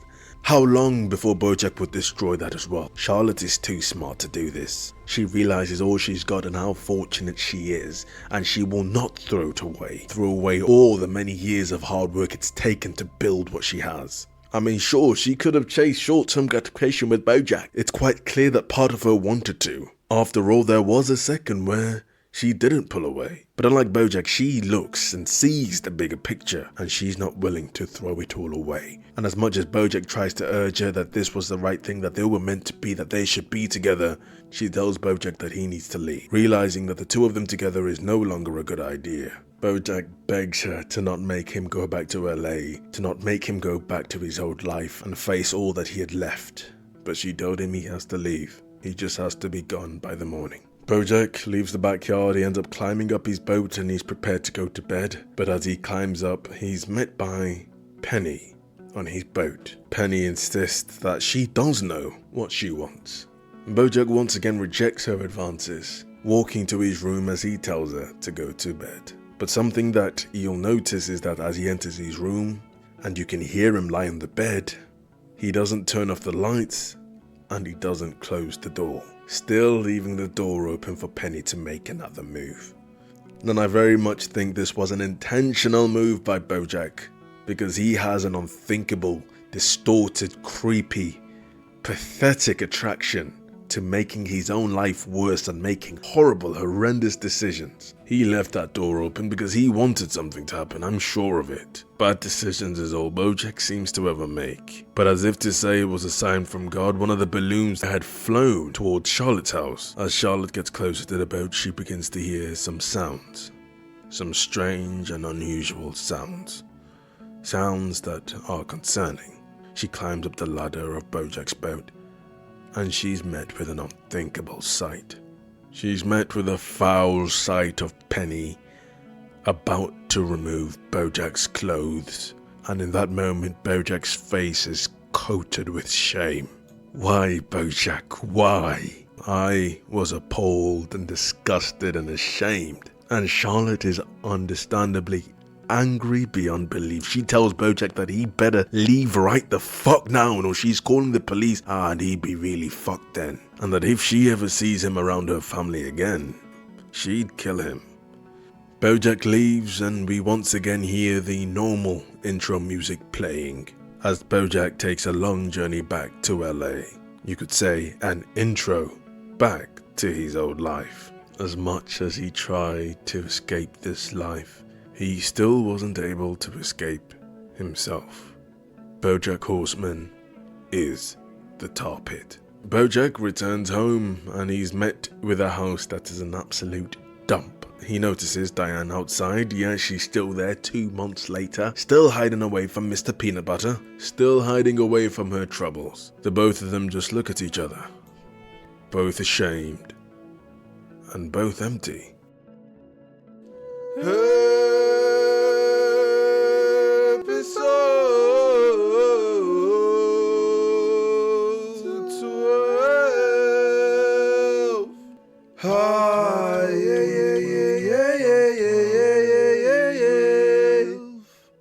Welcome to the beginning of the end.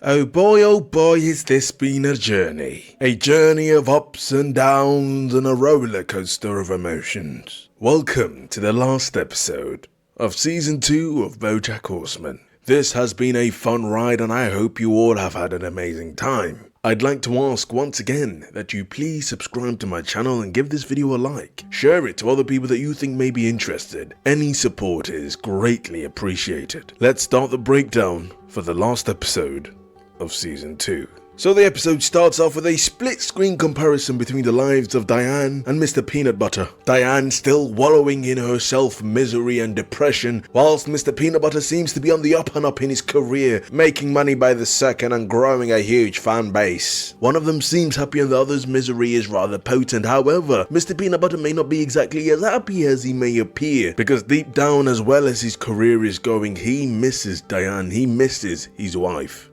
We see BoJack, he's looking absolutely dilapidated and worn. BoJack right now is in an absolutely horrific place, clearly foggy-minded after having what seemed to have been a long night of drinking, as one can tell by the many bottles of alcohol below him. Princess Carolyn walking up, she's absolutely seething with monolithic anger. Anger at BoJack's pure selfishness. Now, and I thought BoJack was gonna get sued, and BoJack would have assumed the same thing, thinking that she was there to tell him that he was about to get his pants sued the fuck off. But no, she was there for a completely different purpose. Turns out BoJack's not going to be sued at all. It turned out he was just completely replaced, zapped out of the film in exchange for a bloody CGI replica. But hey, at least he's still going to get paid, right? Princess Carolyn lets him know that if he wants to know more about it, that he should go and talk to the producer, but she's there for a completely different reason, because she wanted to notify BoJack that an orphanage was being built in his name using residual income from horsing around. And this is something he had told Princess Carolyn to do as an offhand comment during Herb's funeral, mentioning that because of Herb's death, there'd likely be an influx of money, because typically when a celebrity dies, the show they were most known for gets a spike in viewership. But BoJack didn't want it because he saw it as some sort of blood money, instead requesting that the money be used to do something better, like giving it to some orphans. Well, those residuals were enough to have a bloody new orphanage built. How much money did he make? Oh my god. He can't even remember making the comment, but hey, at least you can be happy and jovial that this is a positive impact you've made in the world, BoJack. We're shown the orphanage. In this place, BoJack is greeted and he's treated like an absolute king. Yay, BoJack! I love you, BoJack. Can you be my father? It's because of his money that this facility's been built, and this place doesn't look too shabby either. Surely no bad guy would build a bloody orphanage. Of course, we know that that's not the case. BoJack didn't even know this place was being built. You can really see this eating away at BoJack. He feels guilty. He feels unworthy of this praise and adoration that he's currently getting. He knows that he doesn't deserve it, being seen as a good man for what was essentially an accident.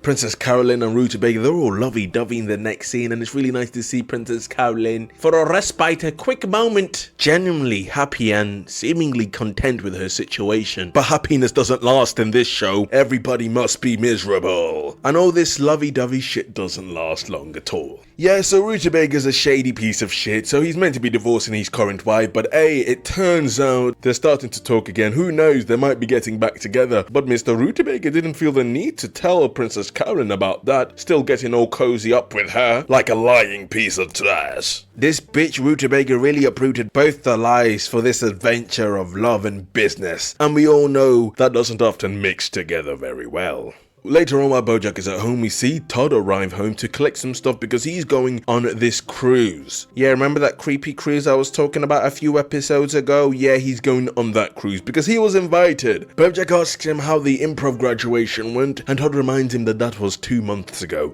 Yeah, he missed that, remember? Until that very day, that likely still hurts Todd. I think it's safe to say everybody understands Todd's frustrations with BoJack. I will say though that he shouldn't be in this cult because it's a bloody cult, so on that part, somebody really needs to save him. Even if it wasn't a situation where Todd was graduating from an improv club cult, BoJack likely wouldn't have showed up to the graduation anyways. Todd reminisces on simpler times, but you can see BoJack's facade oozes an aroma of absolute bitterness for Todd leaving. You always told Todd you wanted him to move out.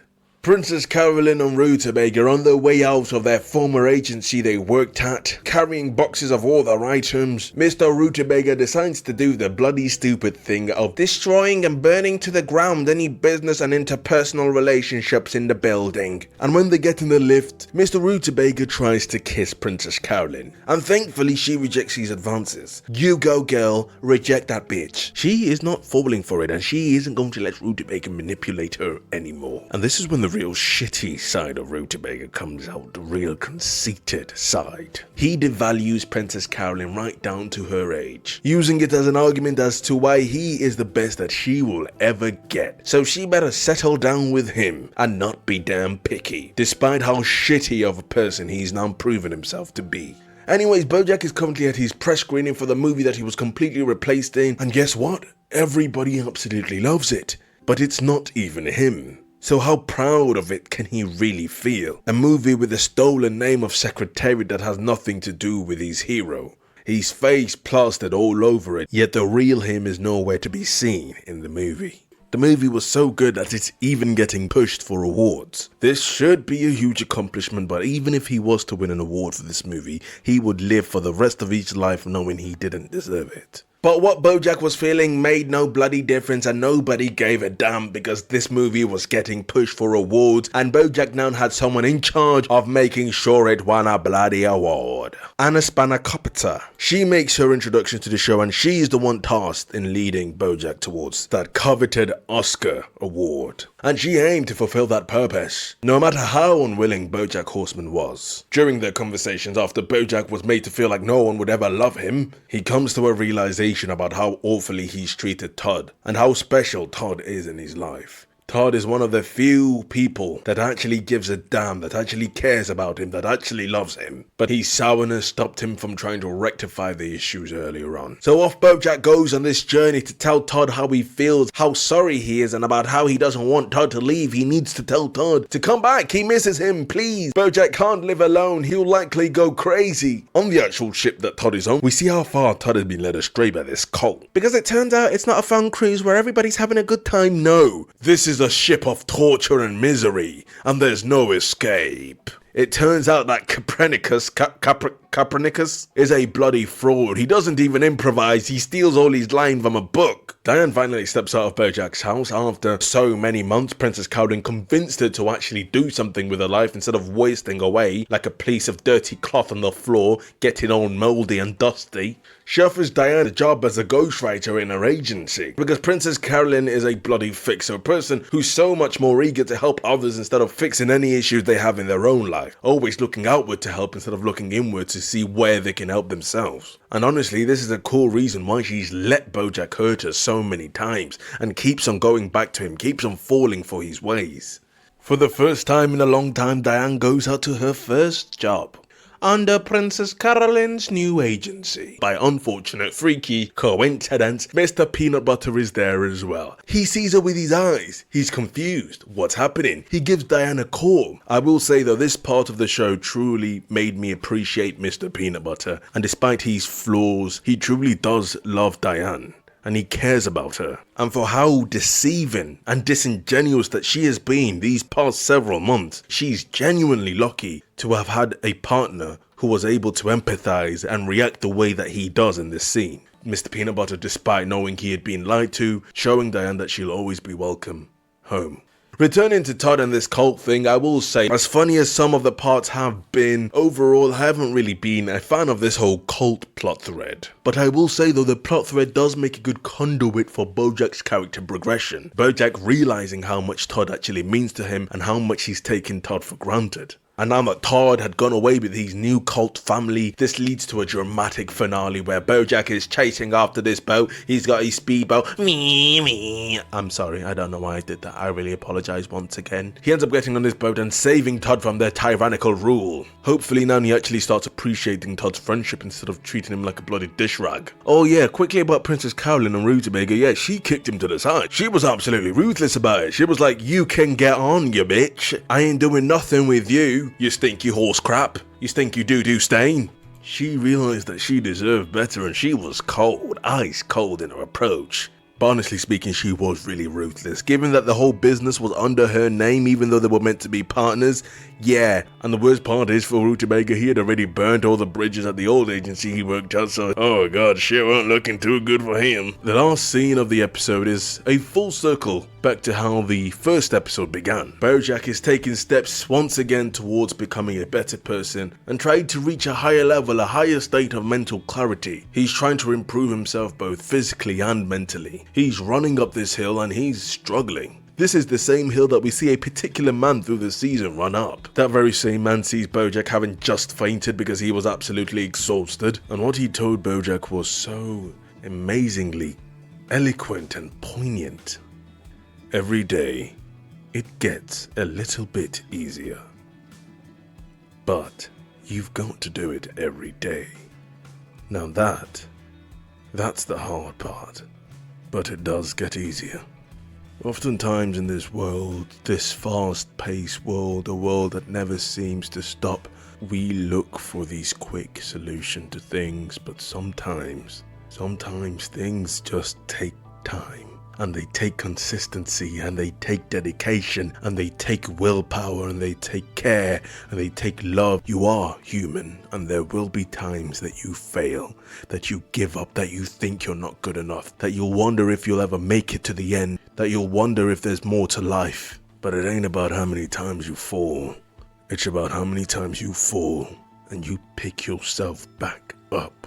The true key about change is actually wanting to change truly, deeply, innately in your soul, and not just letting it reside in your mind, but taking action day by day towards that change, towards becoming the person that you want to be. And when you fall, you don't reside on the ground and give up and tell yourself you're not good enough. You pick yourself back up and you strive. You keep on striving, you keep on fighting till you reach that person you want to be.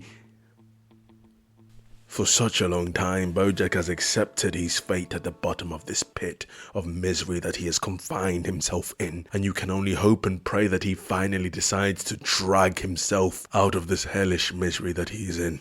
Do not let the bad days keep you down. Use that pain, use that struggle as motivation to strive towards where you want to be. I believe in you. Now you just need to believe in yourself.